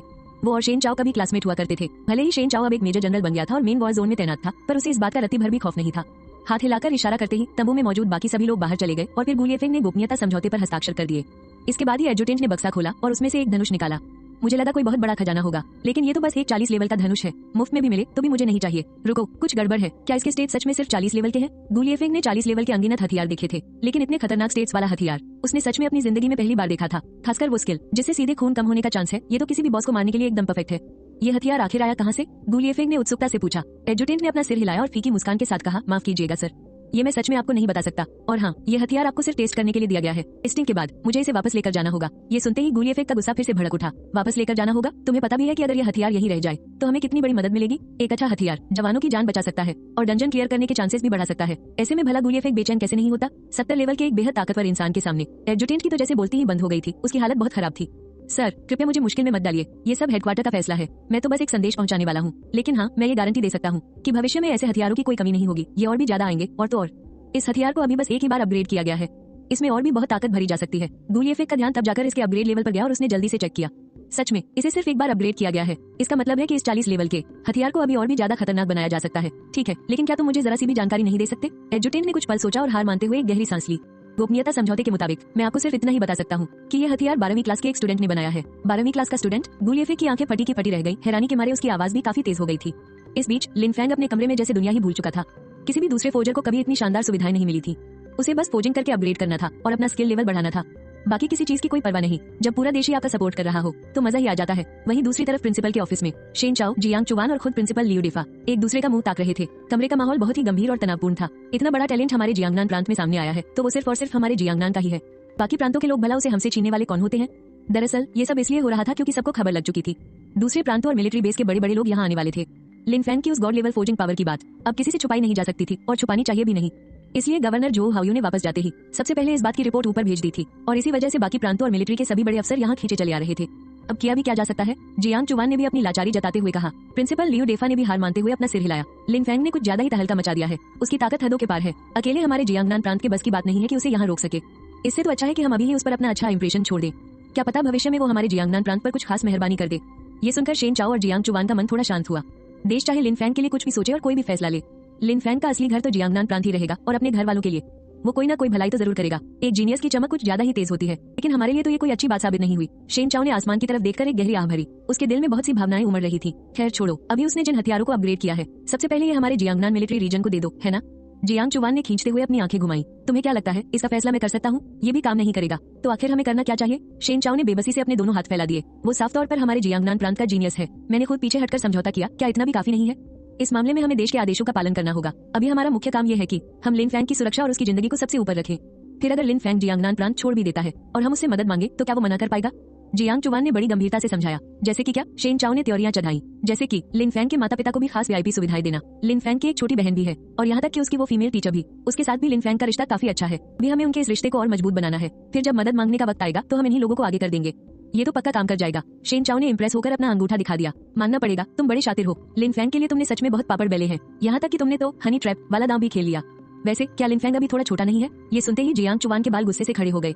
तुम्हारे दिमाग में आखिर चल क्या रहा है? मैं इतनी घटिया हरकत कैसे कर सकता हूँ? मैं तो एक टीचर और स्टूडेंट के पवित्र रिश्ते की बात कर रहा था। तुम लोगों के दिमाग में क्या भूसा भरा है या सिर्फ मसल्स हैं? तो फिर तुम्हें साफ साफ बोलना चाहिए था ना। शेन चाओ ने अपने हाथ बांधते हुए कहा। चेहरे पर भारी झुंझलाहट लिए जियांग चुवान ने बुरी तरह से थकते हुए कहा, छोड़ो यार, तुम सेना वालों के साथ बात करना ही बेकार है। उसने अपना सिर लियू डेफा की तरफ घुमाया। प्रिंसिपल से थकते हुए कहा, छोड़ो यार, तुम सेना वालों के साथ बात करना ही बेकार है। उसने अपना सिर लियू डेफा की तरफ घुमाया। प्रिंसिपल लियू, जरा तकलीफ उठाई और टीचर्स को यहाँ बुला लाइए। जब डंजन में जाना हो तो उन्हें भी साथ ले जाना। पिछली बार खतरे के वक्त उनका प्रदर्शन काफी अच्छा था। प्रिंसिपल लियू ने जल्दी जल्दी सिर हिलाया। वो समझ गए थे कि सुरोमी की इस बार सच में लॉटरी लग गई है। ठीक है, मैं अभी जाता हूँ। उसी समय लेवल 40 के डंजन बोर्ड चार्ज पोजीशन में, जो कि जियांगनान प्रांत के उत्तरी वॉर जोन का एक काफी खतरनाक डंजन था। इसकी वजह वहाँ का डंजन बॉस था जिसका नाम बैटल ग्राउंड आईबॉल था। उसकी चमड़ी बहुत मोटी थी और वो किसी टैंक से भी ज्यादा खूंखार था। उसकी हिलता इतनी ज्यादा थी कि कोई भी हार मान ले। इसी वजह से इस डंजन को क्लियर करना बेहद मुश्किल था। इसलिए भले ही इसके इनाम बहुत शानदार थे, फिर भी सेना बहुत कम ही लोगों को इस डंजन में भेजती थी। लेकिन इस बार गॉड सीलिंग बो नाम का हथियार मिलने के बाद गू लियाफेंग ने खासतौर पर 10 लोगों की एक टीम बनाई और वो डंजन के अंदर चले गए। जिस डंजन को क्लियर करने में कम से कम 2 घंटे लगते थे, वहां से वो 10 लोगों की टीम 1 घंटे से भी कम समय में बाहर आ गई। हालांकि कुछ लोगों को हल्की चोटें आई थी, लेकिन सबके चेहरे पर एक अलग ही जोश था। कमांडर, टेस्ट के नतीजे आ गए हैं। अंदर जाने से पहले उस आर्चर ने एक प्रोफेशनल टेस्टिंग डिवाइस पहन रखा था। बाहर आते ही उसने सारा डेटा प्रिंट कर लिया। गू लियाफेंग ने डेटा लिया और संतुष्टि से सिर हिलाने लगा। बहुत बढ़िया, ये हथियार चाहे ताकत की बात हो या स्किल्स की, बिल्कुल वैसा ही है जैसा इसके बारे में बताया गया था। उसने गॉड सीलिंग बो की तरफ बड़ी लालच भरी नजरों से देखा। अफसोस की बात थी कि गू लियाफेंग का क्लास तीरंदाजी के लिए सही नहीं था और टेस्ट पूरा होने के बाद इस हथियार को वापस भी भेजना होगा। सच में कितना अफसोस है। डिप्टी ऑफिसर आगे आया, उसने हथियार को बड़ी सावधानी से रखा और गू लियाफेंग को सैल्यूट किया। कमांडर, सहयोग के लिए बहुत बहुत शुक्रिया, गू लियाफेंग ने अपना हाथ हिलाते हुए कहा। अब जल्दी से यहाँ से दफा हो जाओ, इससे पहले कि मैं अपना इरादा बदल लूं। डिप्टी ऑफिसर मुस्कुराया और मुड़कर चला गया। इधर लिंजियांग सिटी की स्कूल बिल्डिंग में लिन फैंग क्लासरूम में बैठा था। उसने इसे 10 से भी ज्यादा बार एनहांस कर लिया था, लेकिन डिवाइन फोर्जिंग एक बार भी ट्रिगर नहीं हुई। मुझे तो शक है कि इसका रेट 1% भी है या नहीं। उफ, लिन फैंग लगातार बड़बड़ा रहा था। क्या डिवाइन फोर्जिंग को ट्रिगर करना सच में इतना मुश्किल है? ऐसे क्या उन्होंने मुझे डेथ गॉड साइट के अपग्रेड मटेरियल्स ढूंढ कर देने का वादा नहीं किया था? क्या वे लोग भूल गए? क्या मुझे उन्हें याद दिलाना चाहिए? वो यही सोच रहा था कि तभी सुरुओं में अंदर आ गई। बस उनका चेहरा शर्म से एकदम लाल हो रखा था, यहाँ तक कि वो लिन फैंग से नजरें भी चुरा रही थी। उन्हें प्रिंसिपल लियो और प्रांतीय शिक्षा विभाग के डायरेक्टर की बातें याद आ रही थी। वो बहुत ज्यादा शर्मा रही थी। उन लोगों की बातों का सीधा मतलब यही था कि उन्हें लिन फैंग के साथ अपने रिश्ते अच्छे करने हैं। यहाँ तक कि जरूरत पड़ने पर थोड़ा बहुत समझौता भी करना पड़े तो वो भी चलेगा। सुरुओं में अभी बस 28 साल की ही तो है, उम्र ज्यादा तो नहीं है, लेकिन फिर भी वो लिन फैंग से 10 साल बड़ी है। ऐसे काम के लिए भला वो कैसे मान सकती है? लेकिन अगर सोचे तो लिन फैंग भी बुरा नहीं है। वो बहुत मेहनती और होनहार है और अब तो उसे देश की सुरक्षा भी मिल रही है। उसका भविष्य बहुत उज्जवल है और दिखने में भी वो काफी हैंडसम है। देखा जाए तो इसमें मेरा ही फायदा है। ये सोचते ही सुरुओं का चेहरा और भी लाल हो गया। लेकिन वो सब करने में मुझे बहुत शर्म आ रही है। और क्या लिन फैंग मेरे बारे में ऐसा कुछ सोचता भी है? आखिर मुझे क्या करना चाहिए? वो शर्म से लाल होती हुई पूरी तरह से अपनी ही ख्याली दुनिया में खोई हुई थी। अपनी टीचर की ऐसी हालत देखकर लिन फैंग ने हैरानी से त्योरियां चढ़ाई।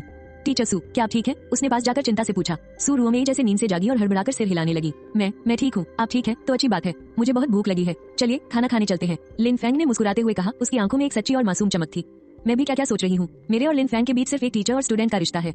मुझे फालतू नहीं सोचना चाहिए। सू रुओमेई ने खुद को किसी तरह शांत किया। छोड़ो ये सब बातें, चलो खाना खाने चलते हैं। हाँ, लेकिन अभी प्रिंसिपल ने मुझसे बात की थी। उनका कहना है कि तुम्हारी देखभाल के लिए किसी का तुम्हारे साथ रहना जरूरी है। चूंकि हम एक दूसरे को अच्छी तरह जानते हैं, इसलिए उन्होंने मुझे तुम्हारे साथ रहने को कहा है। उन्होंने बहुत ही डरते डरते लिन फैंग का रिएक्शन देखा। हाँ बिल्कुल, लिन फैंग ने एक प्यारी सी मुस्कान के साथ कहा। तो फिर टीचर सू, आपको मेरे लिए थोड़ी तकलीफ उठानी पड़ेगी। टीचर सू, मैं अभी तक डिवाइन फोर्जिंग को ट्रिगर क्यों नहीं कर पा रहा हूँ? आखिर इसकी वजह क्या हो सकती है? खाना खाते समय भी लिन फैंग सू रुओमेई से सलाह ले रहा था। अपने और लिन फैंग के रिश्ते की सच्चाई को समझने और सब कुछ वक्त पर छोड़ने का फैसला करने के बाद सू रुओमेई का मन अब शांत हो चुका था। क्या ऐसा नहीं हो सकता कि तुम कुछ ज्यादा ही नर्वस हो? या फिर हो सकता है कि सिर्फ तुम्हारी किस्मत ही खराब हो? ये कहते ही सू रुओमेई को पछतावा होने लगा। किस्मत खराब? भला जिसकी किस्मत खराब हो उसे डिवाइन फोर्जिंग जैसी जादुई स्किल कैसे मिल सकती है? शायद आप सही कह रही हैं। लिन फैंग ने एक गहरी सांस ली। इसके ट्रिगर होने का चांस एक छिपा हुआ स्टेट है जिसे सिर्फ मैं ही देख सकता हूँ।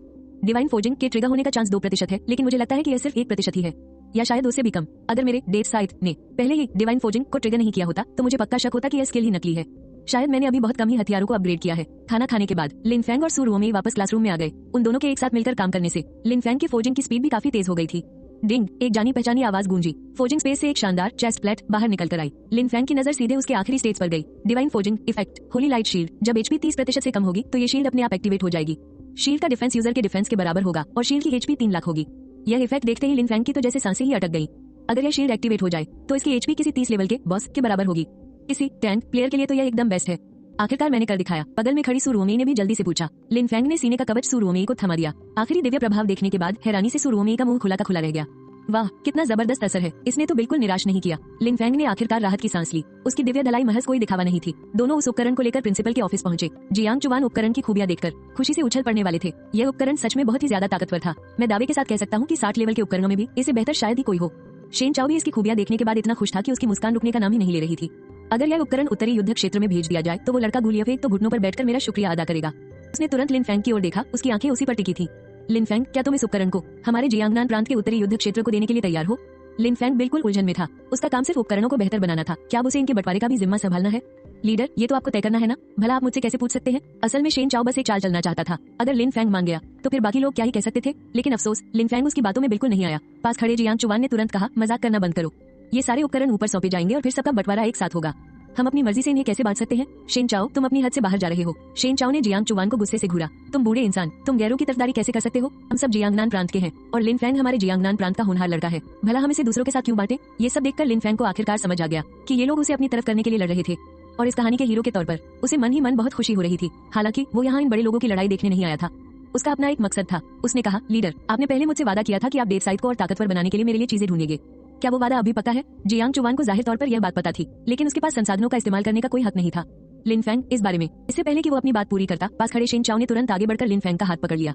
हम इस बात को बिल्कुल नहीं भूले हैं, हमारा जियांगनान सैन्य क्षेत्र पूरी तरह से तुम्हारा साथ देगा। लिन फेंग थोड़ा उलझन में पड़ गया। आखिर ये दोनों कौन सा खेल खेल रहे हैं? खैर, उन्हें अपना वादा याद है, बस इतना ही काफी है।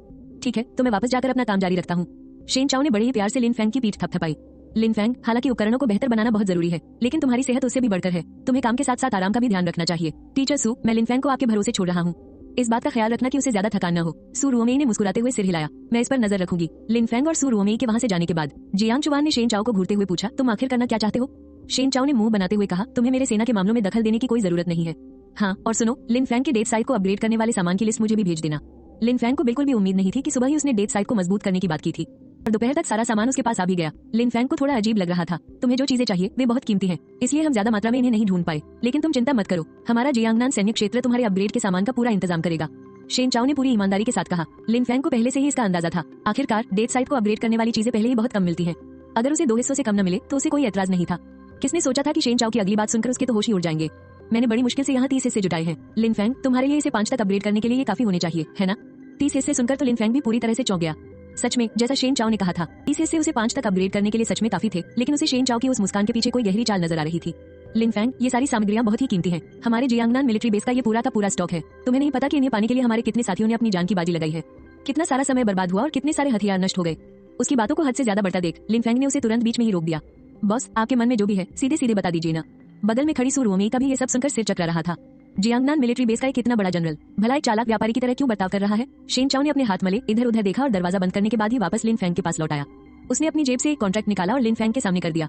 लिन फेंग, मैं जियांगनान मिलिट्री बेस की तरफ से तुम्हारे साथ एक सौदा करना चाहता हूँ। तुम्हारी डेथ साइट और लेवल 20 और 30 पर मिलने वाले ब्लूप्रिंट्स, उनके लिए जरूरी सारे अपग्रेड और फोर्जिंग मटेरियल्स का जिम्मा हमारा होगा, लेकिन बदले में तुम्हें अपनी डेथ साइट हमें इस्तेमाल के लिए उधार देनी होगी। हाँ, अगर तुम्हें इसकी जरूरत हुई तो पहला हाथ तुम्हारा ही होगा, बस जब तुम खाली होगे तब हम इसे उधार लेना चाहेंगे। लिन फेंग ने हैरानी से भरा चेहरा लिए उस कॉन्ट्रैक्ट को उठाया और पढ़ने लगा। उसमें बिल्कुल वही लिखा था जो शेन चाओ ने कहा था और उस पर जियांगनान मिलिट्री की मुहर भी लगी हुई थी। बस अब उसके साइन होने बाकी थे, सिर्फ उसकी डेथ साइट उधार लेने के लिए। इन्होंने इतनी बड़ी कीमत चुकाई थी कि लिन फेंग को अपने दिल में थोड़ा बुरा लगने लगा।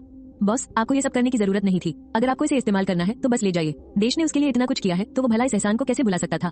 वैसे भी वो खुद डेथ साइट का ज्यादा इस्तेमाल नहीं करता। लेकिन शेन चाओ ने पूरी गंभीरता से अपना सिर हिलाया। लिन फेंग, ऐसे कैसे चलेगा? कॉन्ट्रैक्ट साइन करना तो बहुत जरूरी है, वरना दूसरे राज्यों के वो बेशर्म लोग इसे उधार ले जाएंगे। ये सुनते ही लिन फेंग को सब समझ आ गया। अच्छा, तो इसलिए ये कॉन्ट्रैक्ट साइन करवाना चाहते थे। असल में इन्हें डर था कि कहीं दूसरे मिलिट्री बेस वाले इसे न छीन ले। शेन चाओ की इस हरकत पर लिन फेंग को हंसी भी आ रही थी और हैरानी भी। क्या सच में इतना चौकन्ना रहने की जरूरत थी? लेकिन बिना कुछ और सोचे उसने सीधा उस कॉन्ट्रैक्ट पर अपने साइन कर दिए। शेन चाओ ने कॉन्ट्रैक्ट को ऐसे संभाला जैसे कोई बहुत बड़ा खजाना मिल गया हो और उसे बड़े जतन से रख लिया। लिन फेंग, अब मैं तुम्हें और परेशान नहीं करूंगा, तुम अपना काम जारी रखो। अगर हो सके तो पहले डेथ साइट को अपग्रेड करना, मैं भी तो देखूं कि इसका जलवा क्या है। बॉस, आप फिक्र मत कीजिए, लिन फेंग ने मुस्कुराते हुए कहा। आज इसका अपग्रेड पक्का पूरा हो जाएगा। शेन चाओ के जाने के बाद उसने अपनी डेथ साइट को अपग्रेड करना शुरू कर दिया। वो खुद भी ये देखने के लिए बेताब था कि 5 तक अपग्रेड होने के बाद डेथ साइट में आखिर क्या बदलाव आता है। अपग्रेड कामयाब होने की आवाज लगातार गूंजती रही। लिन फेंग को पूरे 2 घंटे तक इंतजार करना पड़ा। डिंग, डिवाइन फोर्जिंग एक्टिवेट हो गई है। डिवाइन फोर्जिंग का अपग्रेड इफेक्ट मिल गया है। 1000 एनर्जी पॉइंट इस्तेमाल हुए। उसके शरीर की सारी एनर्जी एक झटके में खींच गई। इफेक्ट जितना ताकतवर होगा, एनर्जी उतनी ही ज्यादा खर्च होगी। भी लेवल 15 पर लिन फेंग के पास कुल मिलाकर 1000 एनर्जी पॉइंट ही थे और वो सारे के सारे एक ही बार में खर्च हो गए। लेकिन फोर्जिंग पूरी होने की वो आवाज लिन फेंग के कानों में किसी सुरीले संगीत जैसी लग रही थी। उसने झट से अपनी डेथ साइट को बाहर निकाल लिया। सबसे पहले तो उसका रूप, डेथ साइट का आकार पहले से काफी बड़ा हो गया था। ये पूरे 2 मीटर लंबी थी और सच में मौत के देवता के किसी खूंखार हथियार जैसी लग रही थी। उसके चारों तरफ मौत की एक भयानक आभा फैली हुई थी। इसे घुमाने पर एक हल्की हल्की काली चमक भी साफ दिखाई दे रही थी। लिन फेंग ने धड़कते दिल से इसके गुण देखने शुरू किए। Night Phantom site, legendary level, पहनने का लेवल 30 और एनहेंसमेंट लेवल 5, अटैक पावर 1,50,000 और पेनिट्रेशन 100%, अटैक स्पीड 12 और इसका स्किल है ग्रिम रीपर। 30% से कम हेल्थ वाले गॉड लेवल से नीचे के किसी भी जीव को तुरंत खत्म करने की ताकत। डार्क लॉर्ड, रात के समय अटैक पावर में 20 की बढ़ोतरी। नाइट फैंटम स्टेट में होने पर अटैक पावर 50% और बढ़ जाएगी। अगला है death domain. Night Phantom state में एक ऐसा डोमेन बनाया जा सकता है जिसके अंदर सभी दुश्मनों की ताकत 20% तक कम हो जाएगी। Divine forging effect, night Phantom state में रहने पर हर 60 सेकंड के बाद इस हथियार का बेस अटैक 2% बढ़ जाएगा। इसके गुण देखने के बाद लिन फेंग काफी देर तक कुछ नहीं बोला। पास ही खड़ी सू रुओमेई ये देखकर बहुत उलझन में पड़ गई। लिन फेंग, क्या हुआ तुम्हें? क्या तुम बहुत ज्यादा थक गए हो? लिन फेंग जैसे अचानक होश में आया और रोने जैसी शक्ल बनाकर बोला, टीचर सू, मेरा अपना ही खास हथियार अब मेरे किसी काम का नहीं रहा। ये सुनकर सू रुओमेई ने गहरी चिंता से अपनी भौहें सिकोड़ ली। उसने तुरंत वो डेथ साइट उठाया और उसके गुण देखने लगी। डेथ साइट अब 30 लेवल तक अपग्रेड हो चुका था। लिन फेंग अभी सिर्फ 15 लेवल का था, तो जाहिर सी बात है वो इसे इस्तेमाल नहीं कर सकता था। कोई हैरानी नहीं कि लिन फेंग इतना निराश क्यों था। लेकिन जैसे ही सू रुओमेई ने डेथ साइट की बाकी जानकारी पढ़ी, उसने हैरानी से अपना मुंह ढक लिया। हे भगवान, ये मैं क्या देख रही हूँ? 1,50,000 की अटैक पावर, 100% पेनिट्रेशन। इसके एक ही वार से तो कोई छोटा मोटा बॉस भी जिंदा नहीं बचेगा। 100% पेनिट्रेशन का मतलब है कि दुश्मन का डिफेंस चाहे कितना भी मजबूत क्यों न हो, इसके सामने सब बेकार है। 30 लेवल का ये डेथ साइट अब इसे 80-90 लेवल के स्टार ग्लोरी हथियारों को टक्कर दे रहा था। और इसके साथ ही डेथ साइट की सारी खूबियां भी और मजबूत हो गई थी। सू रोमे इतनी हैरान थी कि उसके मुंह से एक शब्द नहीं निकला। अगर डेथ साइट अपने मैक्स लेवल तक अपग्रेड हो गया तो न जाने ये कैसी प्रलय लेकर आएगा। लिन फैंग अभी भी अपनी निराशा से बाहर नहीं आ पाया था। उसका अपना हथियार और वही उसे इस्तेमाल नहीं कर सकता था। दुनिया में इससे बड़ा दुख और क्या होगा। खैर, कम से कम अब शेन चाओ का काम तो पूरा हो गया था। बाहर रात हो चुकी थी। लिन फैंग और सू रोमे सीधा प्रिंसिपल के ऑफिस पहुंचे। शेन चाओ अब भी वहां बेचैनी से इंतजार कर रहा था। लिन फैंग को देखते ही उसकी आंखों में एक चमक आ गई। काम हो गया, लिन फैंग ने किसी तरह अपने चेहरे पर एक फीकी मुस्कान लाते हुए कहा। मैंने आपको निराश नहीं किया। उसने वो डेथ साइट शेन चाओ के हाथों में थमा दिया। शेन चाओ, जियांग चुवान और प्रिंसिपल लियू तीनों ही डेथ साइट के इस खौफनाक और शानदार रूप को देखकर दंग रह गए। शेन चाओ ने बेताबी से उसकी खूबियां देखनी शुरू की और कुछ ही पलों बाद वो खुशी से जोर से हंस पड़ा। बहुत ताकतवर, ये तो सच में हद से ज्यादा ताकतवर है, खासकर डार्क नाइट डंजन में। ये हथियार पूरी तरह से अजेय है। मैं एक नॉवेल के अंदर एक रैंडम बैकग्राउंड